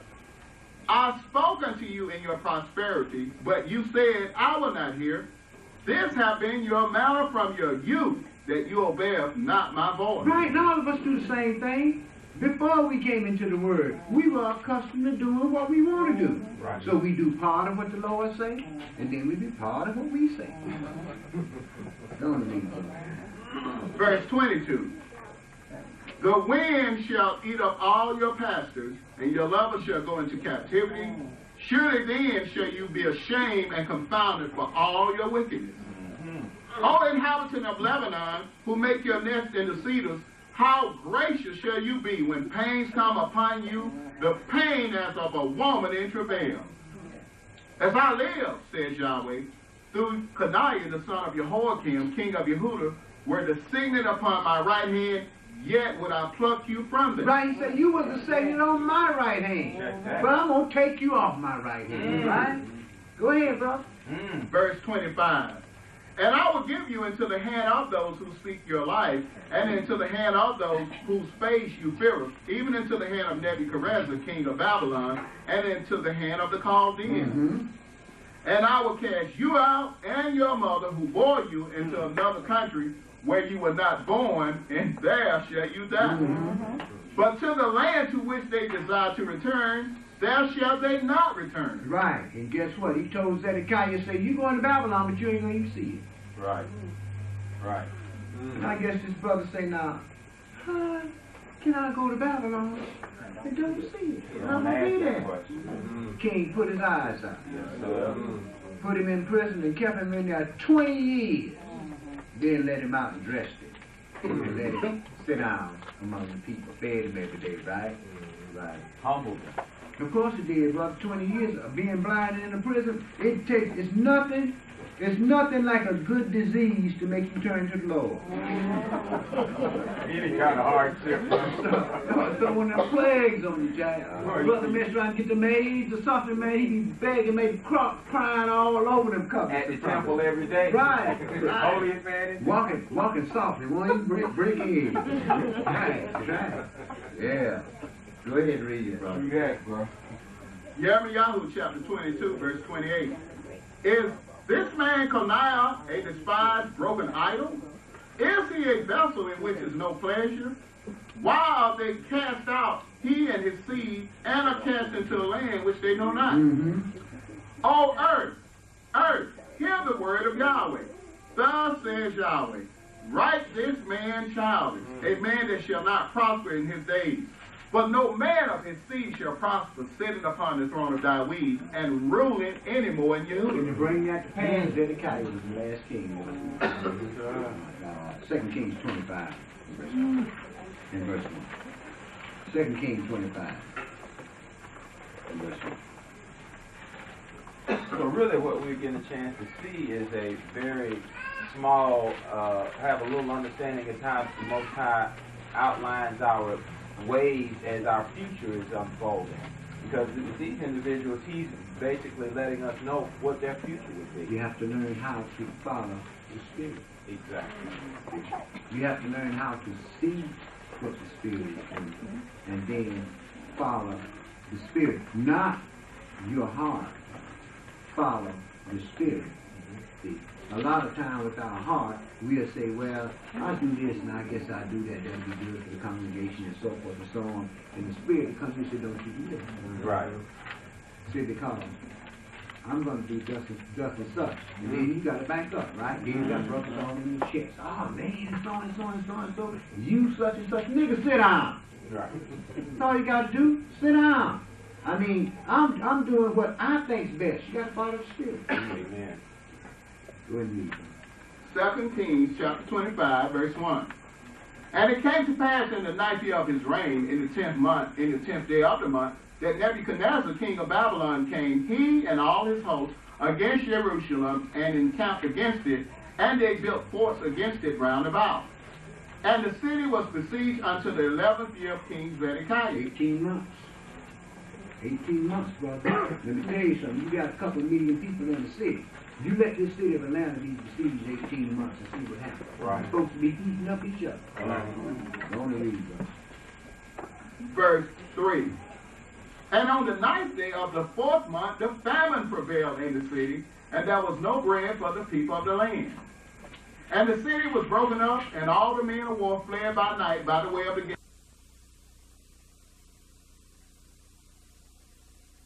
It was good in the day of his calamity. Sivole. Go ahead and read, brother.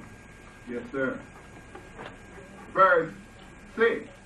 So they took the king and brought him up to the king of Babylon at Riblah, and they gave judgment upon him. Now look what happened to this brother because of his unrighteousness. See, folks talk about, oh, God is sweet. Man, God's terrible. Right. Yahweh is terrible. You can look at the beginning of the creation and tell he was terrible. Yes, sir. He created everything in chaos. Go ahead and read, brother. Yes, sir. Verse 7. And they slew the son of Zedekiah before his eyes, and put out the eyes of Zedekiah, and bound him with feathers of brass, and carried him to Babylon. The last thing he saw was all his boys being put to death. Right. His seed perished from the way he did. Right. Now, Yahweh sent. Remember now, when we go back up to David, remember what happened with David and Uriah the Hittite? Right. Yahweh told him going to send blood in his house, right? Right. See it right there? Yes, sir. Yeah, brothers, so seeing that the kings were sitting on the earthly throne of Yahweh, they were just sitting ducks in the time that wrath came. That's all they were. Because the they kingdom, knew better. when Yahweh told David, I'm going to send blood in your house, boy, that was the end of that whole thing right here. Right. The end of that whole thing just gave Solomon peace because he was David's son, because somebody had to build a house and he wanted Solomon to build it. Jedediah had to build that house. Go ahead and read. Verse 8. And in the 5th month, on the 7th day of the month, which is the 19th year of King Nebuchadnezzar, king of Babylon, came Nebuzaradan, captain of the guard, a servant of the king of Babylon, unto Jerusalem, and he burned the house of Yahweh, and the king's house, and all the houses of Jerusalem, and every great man's house burned he with fire. And all the army of the Chaldeans who were with the captain of the guard broke down the walls of Jerusalem round about. Now the rest of the people who were left in the city, and the fugitives who fell away to the king of Babylon, with the remnant of the multitude, did Nebuzaradan, the captain of the guard, carry away. But the captain of the guard left of the poor of the land to be vine dressers and husbandmen. And the pillars of bronze that were in the house of Yahweh, and the bases, and the brazen sea that was in the house of Yahweh, did the Chaldeans break in pieces, and carried the bronze of them to Babylon. And the pots, and the shovels, and the snuffers, and the spoons, and all the vessels of brass with which they ministered took their away. And the fire pans, and the basins, and such things as were of gold as gold, and of silver as silver, the captain of the guard took away. The 2 pillars, 1 sea, and the bases which Shlomo had made for the house of Yahweh, the brass of all these vessels was beyond weight. The height of the 1 pillar was 18 cubits, and the capital upon it was brass, and the height of the capital 3 cubits, and the braided works and the pomegranates upon the capital round about, all of brass, and like unto these had the 2nd pillar with braided work. Now, remember now, Solomon made these things out of gold. Right? And then as they went back and rebuilding the temple and so forth, what did they do? They made these things out of brass. Step down, son. Yes, sir. Go ahead and read them. Verse 18.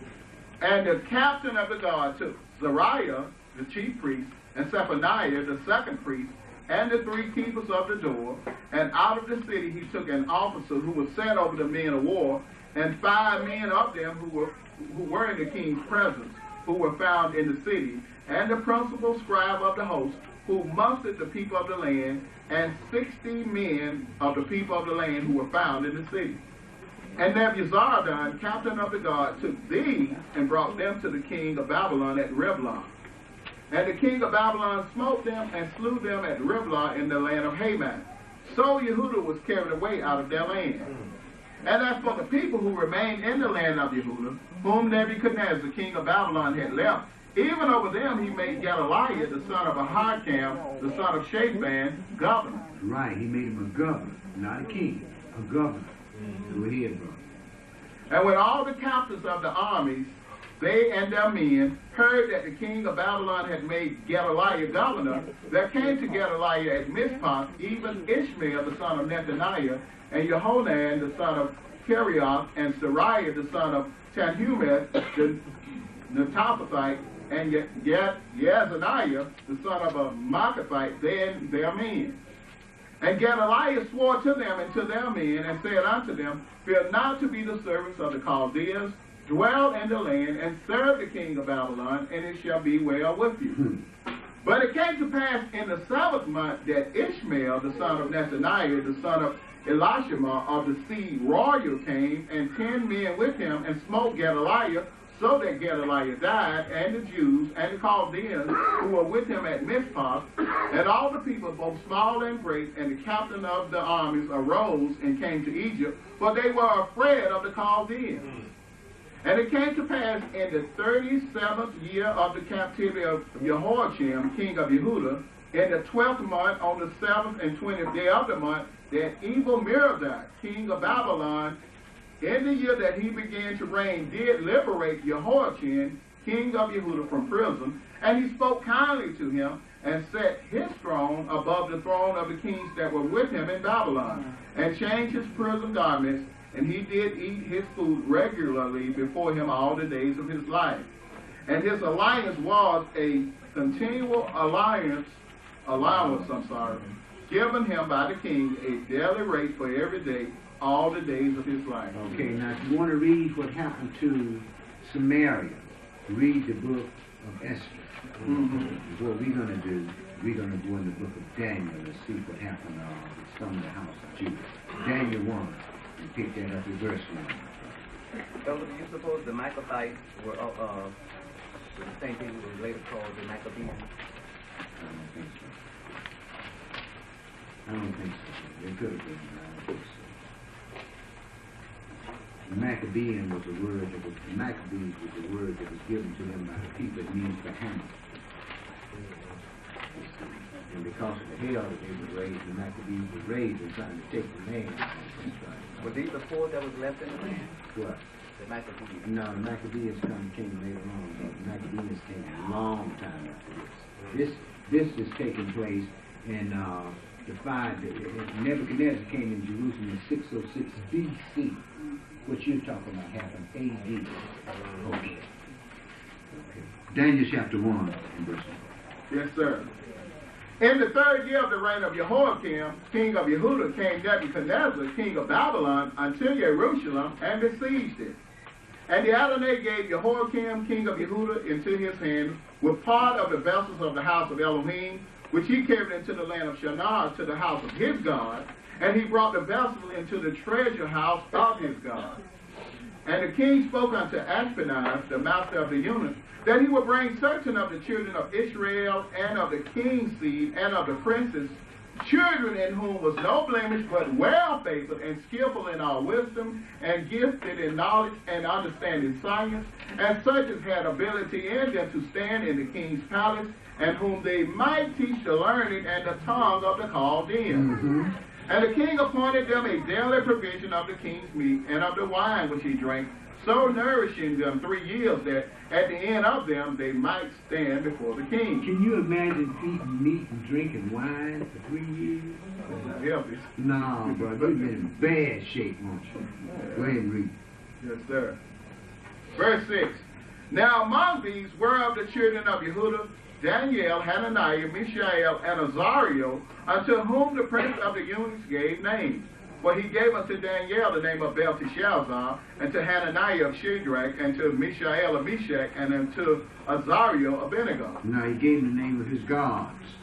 Check this out. He got him some service now, right? So he's going to give him the name of his gods. Ain't that deep?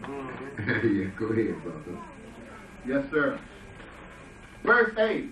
But Daniel purposed in his heart that he would not defile himself with the portion of the king's meat, nor with the wine which he drank. Therefore he requested of the prince of the eunuchs that he might not defile himself. Now Elohim had brought Daniel into favor and compassion with the prince of the eunuchs. And the prince of the eunuchs said unto Daniel, I fear my lord the king, who have appointed your meat and your drink. For why should he see your faces worse like me than the children who are of your sort? Then shall you make me endanger my head with the king. Right. See, the other people of his sort was not in this position here. So they ate what was in the land, right? But they had these brothers here. These brothers here were the ones that had a lot of understanding, right? So they kept them in captivity, right? Kept them in prison. Go ahead and read, brother. Verse 11. Then said Daniel to Melzar, whom the prince of the eunuchs had set over Daniel, Hananiah, Mishael, and Azariah, prove your service, I beseech you, 10 days, and let them give us vegetables to eat and water to drink.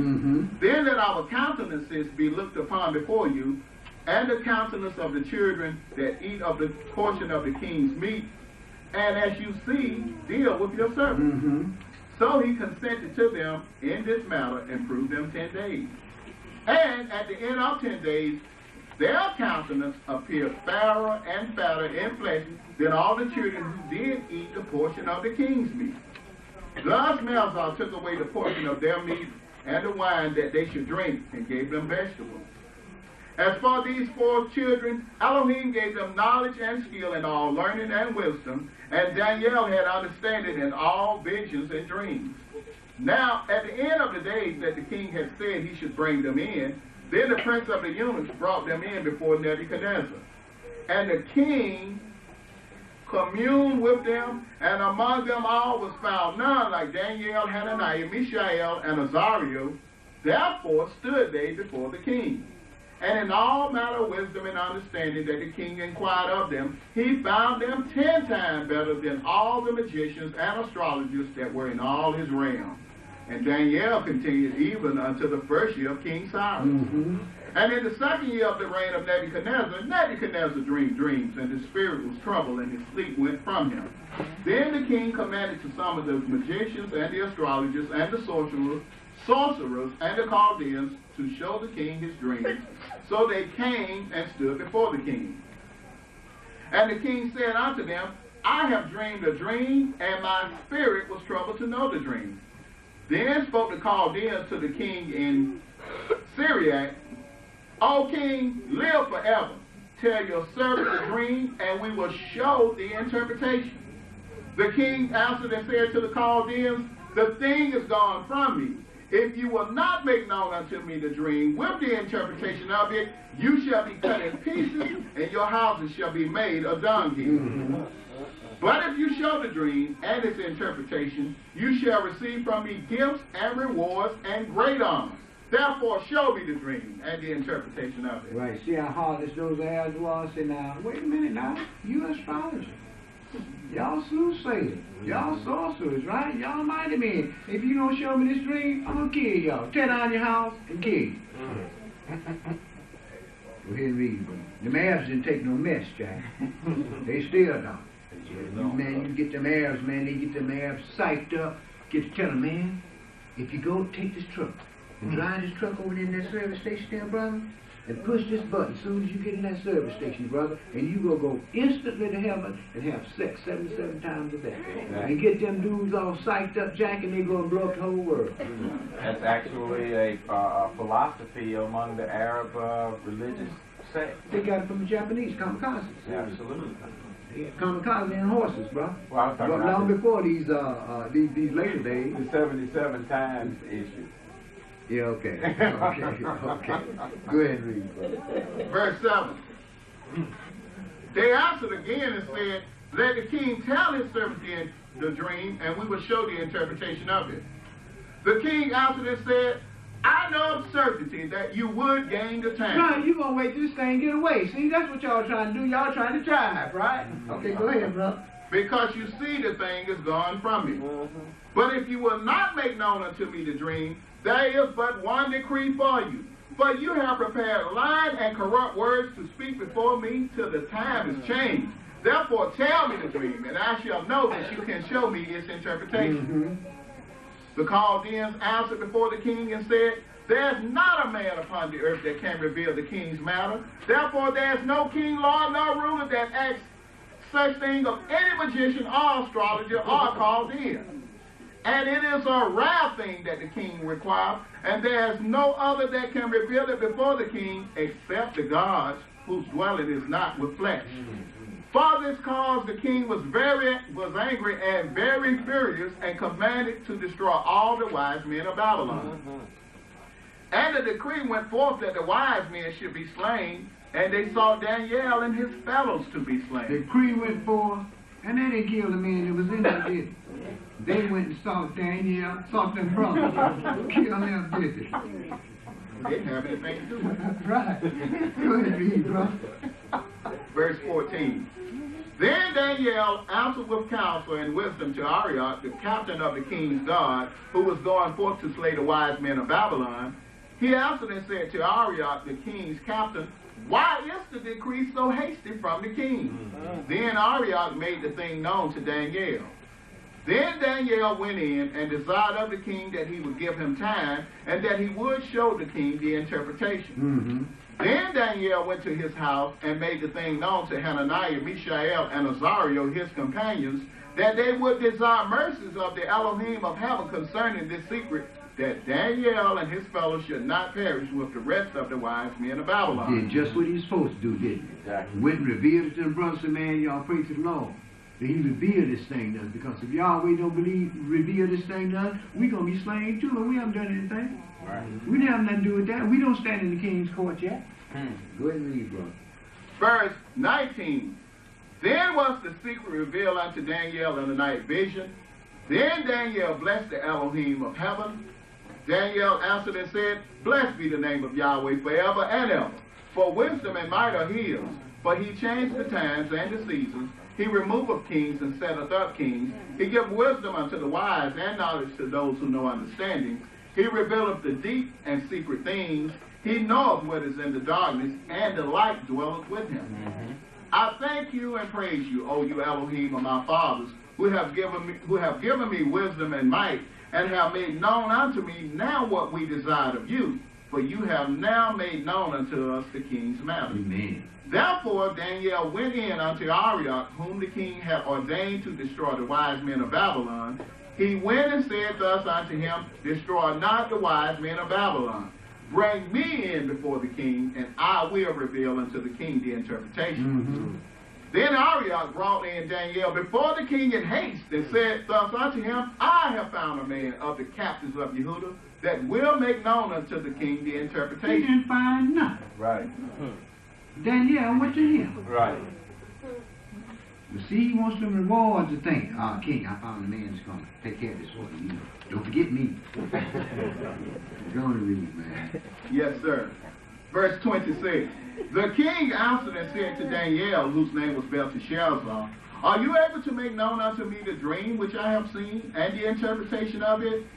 Daniel answered in the presence of the king and said, The secret which the king hath demanded cannot the wise men, the astrologers, the magicians, the soothsayers reveal unto the king. But there is a God in heaven who revealeth secrets, and make known to the king Nebuchadnezzar what shall be in the latter days. Amen. Your dreams and the visions of your head upon your bed are these. As for you, O king, your thoughts came into your mind upon your bed, what should come to pass hereafter, and he who revealeth secrets make known to you what should come to pass. But as for me, this secret is not revealed to me for any wisdom that I have more than is living, but for their sake that shall make known the interpretation to the king, and that you might know the thoughts of your heart. You, O king, saw and behold a great image. This great image, whose brightness was excellent, stood before you, and the form of it was terrible. This image head was of fine gold, its breast and its arm of silver, its belly and its thighs of brass, its legs of iron, its feet part of iron and part of clay. Now, if you notice this statue, y'all have had this. Y'all have seen all these pictures and everything. The statue got cheaper and cheaper and cheaper with each empire, right? Okay, go ahead and read, brother. Yes, sir. Verse 34. You saw until a stone was cut out without hands, which smote the image upon his feet that were of iron and clay, and broke them to pieces. Now, he said, now see, when you go to war and you got you a stone, Jack, you don't be trying to smite nobody on their toes, do you? Right. You want to bust your brother in his head, don't you? See? When you go in the back there, somebody bothering with you, walk by there and you pick up your alley apple, Jack, and throw that bad boy, you throw it in somebody's head, right? But this image here, the stone was cut out of the mountain without hand and smote that image on his feet with them 10 toes, right? Okay. Go ahead, bro. Yes, sir. Verse 35. Then were the iron, the clay, the brass, the silver, and the gold broken to pieces together, and became like the chaff of the summer threshing floors, and the wind carried them away, that no place was found for them. And the stone that smote the image became a great mountain and filled the whole earth. Hold on. One second. Okay, read that last verse for me. Verse 35. Then were the iron, the clay, the brass, the silver, and the gold broken to pieces together, and became like the chaff of the summer threshing floors, and the wind carried them away, that no place was found for them. And the stone that smote the image became a great mountain and filled the whole earth. You're talking about the Messiah, right? Right. The stone that smote him became a great mountain and filled the whole earth, right? Right. Okay. Who is it going to smite this beast? You. Right. You. Isaiah said, call the elders, gather the women and the children, let the priests, the ministers of God, weep between the porch and the altar and say what? Save your people, O God. So for why should the heathen bear rule over them? And Yahweh said, fear not. I'm going to give you corn. I'm going to give you wine. Don't you even worry about that. Right. So Judah is going to be in Jerusalem at this time, right? Amen. Go ahead, brother. Honey? That's what it said. Yeah, the stone is the Messiah, but see, the Messiah is going to come in. Judah is going to attack the city of Zion. the Messiah is going to come in and destroy this whole image. He's going to smite the beast on his feet. So that's talking about the Messiah right here. Go ahead and read, brother. Yes, sir. Verse 36. This is the dream, and we will tell its interpretation before the king. Mm-hmm. You, O king, are a king of kings. For the Elohim of heaven have given you a kingdom, power, and strength, and glory. And wherever the children of men dwell, the beasts of the field and the fowls of the heaven have he given into your hand, and have made you ruler over them all. You are this head. The Babylonian Empire, 6060 BC, the Medes, the Shemites, they was this head of gold, right? Brothers don't know this. So brothers walk around and say, Assalamu alaikum. Right. Right. Exactly. Right. You're going to read, brother. Yes, sir. Verse 39. And after you shall arise another kingdom inferior to you, and another third kingdom of brass, which shall bear rule over all the earth. So the Medes and the Persians came in the second empire, right? And then the Greeks came in the third empire with Alexander the Great, right? Go ahead, brother. Verse, well, that's another thing they don't understand, why the Gentiles or the Europeans are bearing rule over all the earth, right? They've been appointed to it, right? They had a time. Of course. That's what the Muslims. The rulers of the earth had a time span to rule the earth. And they don't understand that, brother. See, when they tried in 625 BC, it didn't work. Right? When they tried again in the 13th century, it didn't work. They fought that war all over. Each time, the Europeans turned that war at Constantinople, Istanbul, right? Mm-hmm. And then, man, them Christians got together and went on crusades. Them Christians didn't wait for them to attack no more. Them Christians went on the attack, Jack. And they've been attacking ever since. They're over there in Iraq, attacking right now. Okay. Wait till they come up like a lion from the swelling of the jaw and trying to attack them on, trying to attack Jerusalem and see what happens. This bad boy, he's going to slide off into the Atlantic and the Pacific and the Caribbean. Go ahead and read it, brother. Verse 40. And the fourth kingdom shall be strong as iron, for as much as iron break in pieces and subdueth all things, and as iron that breaketh all these, shall it break in pieces and bruise. Mm-hmm. And whereas you saw the feet and toes, part of potter's clay and part of iron, the kingdom shall be divided. But there shall be in it of the strength of the iron, for as much as you saw the iron mixed with my clay. The kingdom been divided ever since Rome fell in 476 AD, right? It's been 9 kings so far that has come up to try to revive that whole Roman Empire, right? The beast is in the process of being healed right now. And it's going to be healed in our lifetime. And y'all ain't gonna be no old folks when they get healed either. The ones they already old. Where read, brother? Yes, sir. Verse 42. And as the toes of the feet were part of iron and part of clay, so the kingdom shall be partly strong and partly broken. Mm-hmm. And whereas you saw iron mixed with miry clay, they shall mingle themselves with the seed of men, but they shall not cleave one to another. Right. Even as iron is not mixed with clay. Right. They're going to have wars and wars and more wars, right? Go ahead and read, brother. So we're talking about other ethnic groups against one another? Mm-hmm. Okay. Verse 44. And in the days of these kings... In the days of these 10 kings. The 10 kings that come out them 10 toes, right? Right. In the days of these 10 kings, go ahead and read. Shall the Elohim of heaven set up a kingdom which shall never be destroyed. Amen. And the kingdom shall not be left to other people, but it shall break in pieces and consume all these kingdoms, and it shall stand forever. This is going to be set up on the earth, right? But the Christians said, no, we're going on temple. Verse 45. For as much as thou sawest that the stone was cut out of the mountain without hands, and that it broke in pieces the iron, the brass, the clay, the silver, and the gold, the great Elohim have made known to the king what shall come to pass hereafter, and the dream is certain, and the interpretation of it sure. Mm-hmm. Then the king, Nebuchadnezzar, fell upon his face and worshipped Daniel, and commanded that they should offer an oblation and sweet odor unto him. The king bro. Not even worship this dude. He acknowledged the Most High at all. Right, now you gonna worship this dude. He didn't think about God. Think about this dude here. Go ahead and read, brother. And then you can see. Verse 47. The king answered unto Daniel and said, of a truth it is that your Elohim is a God of gods and the Lord of kings and a revealer of secrets, seeing you could reveal this secret.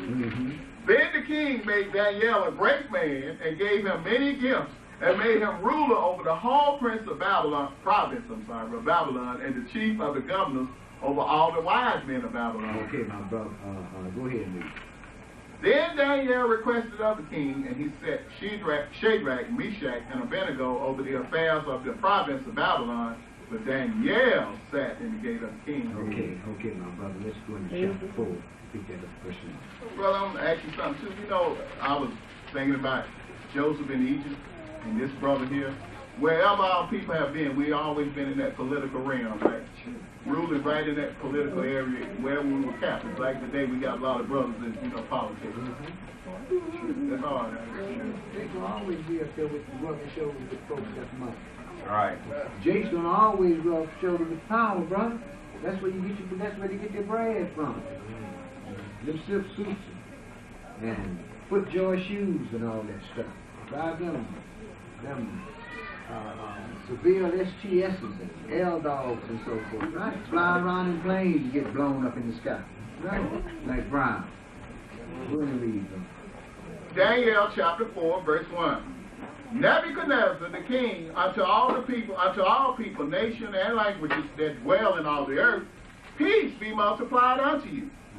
I thought it good to show the signs and wonders that the high Elohim have wrought toward me. How great are his signs, and how mighty are his wonders. His kingdom is an everlasting kingdom, and his dominion is from generation to generation. I, Nebuchadnezzar, was at rest in mine house, and flourishing in my palace. I saw a dream which made me afraid, and the thoughts upon my bed and the visions of my head troubled me. Therefore made I a decree to bring in all the wise men of Babylon before me, that they might make known unto me the interpretation of the dream. Then came in the magicians, the astrologers, the Chaldeans, and the soothsayers, and I told the dream to them, but they did not make known unto me its interpretation. But at the last Daniel came in before me, whose name is Belteshazzar, according to the name of my God, and in whom is the spirit of the holy gods. And to him I told the dream, saying, O Belteshazzar, master of the magicians, because I know that the spirit of the holy gods is in you, and no secret troubleth you, tell me the visions of my dream that I have seen, and the interpretation of it. Right, he gonna tell Daniel, you got God's plural in you. You got the spirit of all the holy gods in you. See, this dude here, Nebuchadnezzar, you don't understand what deal is yet. Go ahead and read. Yes, sir. Verse 10. Thus were the visions of mine head in my bed. I saw, and behold, a tree in the midst of the earth, and the height of it was great. The tree grew and was strong, and its height reached unto heaven, and the sight of it to the end of all the earth. Its leaves were fair, and its fruit much, and in it was meat for all. The beasts of the field had shelter under it, and the fowls of the heaven dwelt in its boughs, and all flesh was fed from it. I saw in the visions of my head upon my bed, and behold, a watcher and an holy one came down from heaven. He cried aloud and said thus, hew down the tree, and cut off its branches, shake off its leaves, and scatter its fruit. Let the beasts get away from under it, and the fowls from its branches. Nevertheless, leave the stump of its roots in the earth, even with a band of iron and brass, in the tender grass of the field. And let him be wet with the dew of heaven, and let his portion be with the beast in the grass of the earth. Let his heart be changed from man's, and let a beast's heart be given unto him. And let 7 times pass over him. And let 7 times pass over him, right? Let 7 times pass over him. Now this happened to Nebuchadnezzar, but this is also going off into another thing. It's going off into the times given the Europeans to rule. This is why he told them, say, this dream is to your enemies. Go ahead and read. Verse 17. This matter is by the decree of the watchers, and the demand by the words of the Holy One, to the intent that the living may know that the Most High ruleth in the kingdom of men, and give it to whomsoever he will, and set up over it the bases of men. The bases of men, right? Check out your president. Yeah, all the way to. All of them. Check them all out. They had folks who walk around with powder wigs, white wigs on the head full of powder, look like a bunch of sisters. Right. Wearing them knickers and everything. What they got Benjamin Franklin out there, man, with his wearing them tights and snuffing all that cocaine and so forth, and wearing them tights and everything right all jacked up on his butt, talking about striking lightning, lightning striking.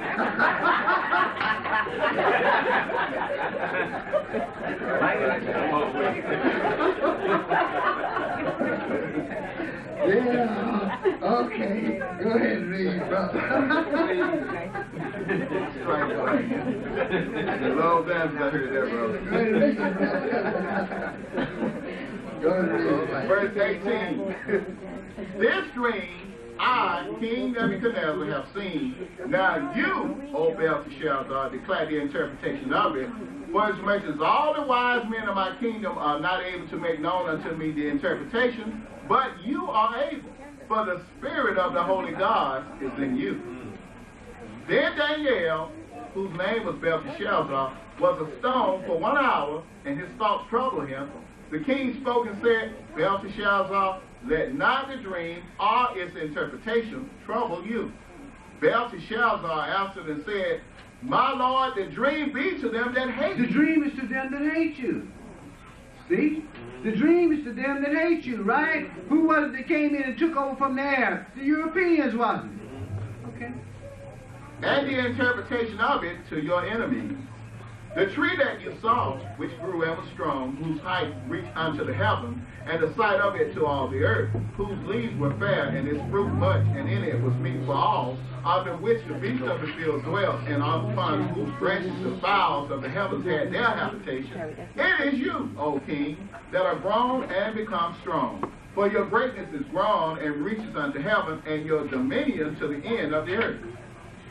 And whereas the king saw a watcher and an holy one coming down from heaven, and said, hew the tree down and destroy it, yet leave the stump of its roots in the earth, even with the band of iron and brass in the tender grass of the field, and let him be wet with the dew of heaven, and let his portion be with the beasts of the field, till 7 times pass over him.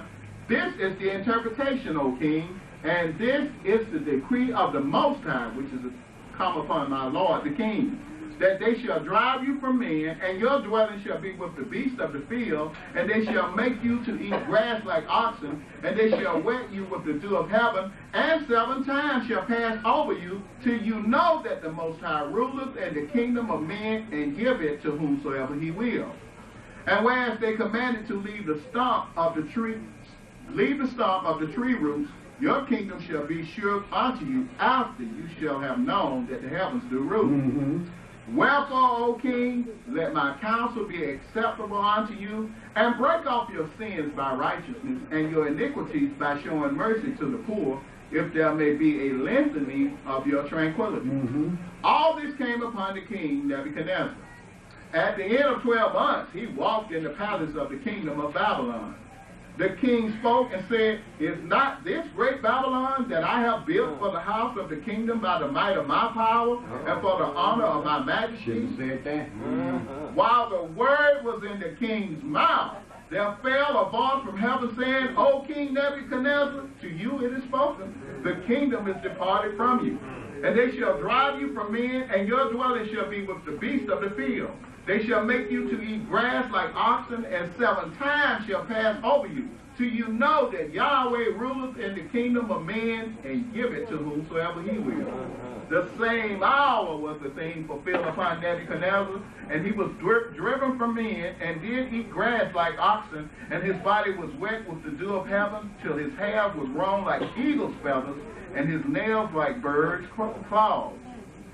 At the end of the days, I, Nebuchadnezzar, lifted up mine eyes unto heaven, and mine understanding returned unto me, and I blessed Yahweh, and I praised and honored him who liveth forever, whose dominion is an everlasting dominion, and his kingdom is from generation to generation. And all the inhabitants of the earth are reputed as nothing. And he doeth according to his will in the army of heaven and among the inhabitants of the earth. And none can stay his hand or say unto him, what doest thou? At the same time my reason returned unto me, And for the glory of my kingdom, mine honor and my brightness returned unto me. And my counselors and my lords sought unto me, and I was established in my kingdom, and excellent majesty was added unto me. Now I, Nebuchadnezzar, praise and extol and honor the King of heaven, all whose works are truth and his ways judgment. And those that walk in pride, he is able to obey. Amen. Yes, sir. Verse chapter 5. Mm-hmm. I have a question. Yeah. When he said the dream be to them that hate you, what did he say? If only the dream was about your enemies and not you? Well, the way I understand that is that when he said the dream be to them that hate you, he didn't hate himself, and his counselors and so forth didn't hate him, so it had to be the people that was going to come upon him and take the land from him that was going to hate him, because the people that was going to take the land from him was going to rule the land for 2,520 years. I understand that. I just meant the specific dream about the tree and stuff. Well, the tree was specifically about him. That was specifically about him, because all that came upon Nebuchadnezzar. But when it went off into the 7 times that was going to come upon him, that had to deal with, that part of it had to deal with to them that hated. Right. See, that first part of it had to do only with Nebuchadnezzar, because that only happened to him. So you see how the Lord hacked those kings up? You know, they get to stomping around in their vanity, and while they're in the height of their vanity, Lord just cut them right on, break them down to the lowest common denominator. Brother, wait till you see when Yahweh begin, the angels of the Lord beginning to hack some of us up. I don't know if I want to see this. You won't see. I might be the first one. If you don't die between the time that we get out there in that wilderness, you're gonna see it. Amen. But look at this also. Once we get out there in that wilderness, brother, it's gonna have to raise up it's going to be a very charismatic ruler that's going to have to come among us in order for us to follow him into Jerusalem. Because you know, all of us, man, it's going to be about 20 million of us out there. You know we ain't going to follow nobody. King David. Y'all be going to have to set something up, brother, the way we're going to have a very charismatic brother doing it. Because all these brothers, every man, one of the people keep talking about, man, all I want to see is Israel to come together. Israel ain't going to come together till the Messiah shows up. Divine intervention. Right. Just before the Messiah come up, Israel, Judah's going to come together. But as far as Israel is concerned, Israel ain't going to come together with nobody, because all Israel think they gods anyway. Every man like it like you like it. People walk around and tell me, I ain't going to be under no man. Everybody's under some man. Exactly. Humility is the key. I know. Go ahead and read. Daniel chapter 5, verse 1. Belshazzar the king made a great feast to 1,000 of his lords and drank wine before the 1,000. Belshazzar, while he tasted the wine, commanded to bring the golden and silver vessels which his father Nebuchadnezzar had taken out of the temple which was in Jerusalem, that the king and his princes, his wife and his concubines might drink from them. Then they brought the golden vessels that were taken out of the temple of the house of Elohim, which was at Jerusalem, and the king and his princes and his wives and his concubines drank from them. They drank wine and praised the gods of gold and of silver, of brass, of iron, of wood, and of stone. In the same hour came forth fingers of a man's hand and wrote over against the candlestick upon the plaster of the wall of the king's palace. And the king saw part of the hand that wrote. Can you imagine that? Looking up and seeing part of the hand and some finger writing on the wall, on the plaster of the wall. Can you imagine that, boy? That'll make you jump out your skin. Exactly. If I remember the first time I saw something, man, I almost jumped up out of the building, man. Yes, sir, man. Scared me to death. Sitting there reading and looked up and the dude was sitting across from me, man. Scared me to death. You saw your reflection? Wasn't no mirror there. I was sitting at the kitchen table with no mirror there, brother. Go ahead and read. I had another brother came up to the house, man. The brother saw something in the house. He got out of there and he never did come back no more. He told me, man, ain't going in your house no more. Just stop walking around in your house. Right? Right? That's to protect me from the niggas. Verse 6. Then the king's countenance was changed, and his thoughts troubled him, so that the joints of his loins were loosed, and his knees smote one against another. The king cried aloud to bring in his astrologers, the Chaldeans, and the soothsayers. Bring them in. Bring them on in here. Yeah, brother. Go ahead and read. Esther Rose and all them old spirits. Yeah. Amen. Yeah, I know. She dead now, bro. Right. She couldn't see that Esther Rose. Thank you. She having a good time now. The king cried aloud to bring in the astrologers, the Chaldeans, and the soothsayers. And the king spoke and said to the wise men of Babylon, whosoever shall read this writing and show me its interpretation shall be clothed with scarlet and have a chain of gold about his neck and shall be the third ruler in the kingdom. Then came in all the king's wise men, but they could not read the writing nor make known to the king the interpretation of it. Then was King Belshazzar greatly troubled, and his countenance was changed in him, and his lords were astonished. Now the queen, by reason of the words of the king and his lords, came into the banquet house, and the queen spoke and said, O king, live forever. Let not your thoughts trouble you, nor let your countenance be changed. There is a man in your kingdom in whom is the spirit of the holy gods, and in the days of your father, light and understanding and wisdom, like the wisdom of the gods, was found in him, whom the king Nebuchadnezzar, your father, the king, I say, your father made master of the magicians, astrologers, Chaldeans, and soothsayers. For as much as an excellent spirit and knowledge and understanding, interpreting of dreams and showing of hard sentences and dissolving of doubts were found in the same Daniel, whom the king named Belteshazzar. Now let Daniel be called, and he will show the interpretation. Then was Daniel brought in before the king, and the king spoke and said unto Daniel, Are you that Daniel who are of the children of the captivity of Yehudah, whom the king, my father, brought out of Jewry? I have even heard of you, that the spirit of the gods is in you, and that light and understanding and excellent wisdom are found in you. And now the wise men, the astrologers, have been brought in before me, that they should read this writing and make known unto me the interpretation of it, but they could not show the interpretation of the thing. And I have heard of you, that you can make interpretation and dissolve doubts. Now, if you can read the writing and make known to me the interpretation of it, you shall be clothed with scarlet and have a chain of gold about your neck, and shall be the third ruler in the kingdom. Then Daniel answered and said unto the king, Let your gifts be to yourself, and give your reward to another. Let your gifts be yourself, man. Amen. See? We wait. See? And when Christ's mass time comes, them folks be passing out them bonuses, we be right there though.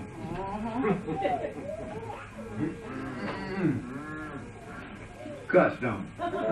Boy, that's so in the chop, ain't it? Yeah, I know. Don't kill that good. I know. You know what? You know what, brother? I never thought of it on that term. Now, here we are. We practice Judaism, right? And we got laws. But now, if the Gentiles give us money, they're actually giving us that money for the purpose of serving their gods, right? You know, fine either way then, right? You don't say people get things to that food. I ain't never thought about that. It's valuable to us. Right. Right. Keep living. Never thought about it? Never thought about it, bro. Keep living. A lot of things you never said. Like I tell brothers when they come to brothers, You know, my understanding is I said, just keep sitting right there in that chair. But my type company don't give out on it. sure it don't. You want to read, brother? Yeah. Brother. Okay, 18, verse 18. Mm-hmm. O thou king, the Most High Elohim gave Nebuchadnezzar your father a kingdom and majesty and glory and honor. And for the majesty that he gave him, all people, nation, and languages trembled and feared before him. Whom he would, he slew, and whom he would, he kept alive. And whom he would, he set down, and whom he would, he put up. But when his heart was lifted up, and his mind hardened in pride, he was disposed from his kingly throne, and they took his glory from him. And he was driven from the sons of men, and his heart was made like the beast, and his dwelling with the wild asses. They fed him with grass like oxen, and his body was wet with the dew of heaven, till he knew that Yahweh ruled in the kingdom of men, and that he appointed over it whomsoever he will. Amen. And you, his son, Belshazzar, have not humbled your heart, though you knew all this. but have lifted up yourself against the Adonai of heaven, and they have brought the vessels of his house before you, you and your lords, your wives and your concubines, have drunk wine from them, and you have praised the gods of silver and gold, of brass, iron, wood, and stone, which see not, nor hear, nor know, and the Elohim in whose hand your breath is, and of whose all your ways have you not glorified. Amen. Then was part of the hand sent from him, and this writing was written. And this is the writing that was written. Mene, Tekel, Upharsin. This is the interpretation of the thing. Mene, Elohim have numbered your kingdom and finished it. Tekel, you are weighed in the balances and are found wanting. You weighed in the balance and you found wanting yourself. See, not only your kingdom taken, you've been weighed in the balance and you ain't did right here. You ain't did right yourself, right? Go ahead, bro. Verse 28. Perez, your kingdom is divided and given to the Russians and Persians. Then commanded Belshazzar, and they clothed Daniel with scarlet and put a chain of gold about his neck, and made a proclamation concerning him that he should be the third ruler in the kingdom. And that night was Belshazzar, the king of the Chaldeans, slain, and Darius the Russian took the kingdom, being about 62 years old. Okay, I'm gonna stop right there. And next week what we'll do is we'll come in and we'll pick this up at chapter 7 and verse 1. We'll go ahead, and I'm quite sure that some of y'all have already been prepped for this feast. So when I go into this feast, y'all won't think I'm talking about a bunch of junk. You should have had these things already. So next week we'll pick that up again at 7 and verse 1. And may Yahweh have a leading to the blessing to the reading of his word. Do we have any announcements?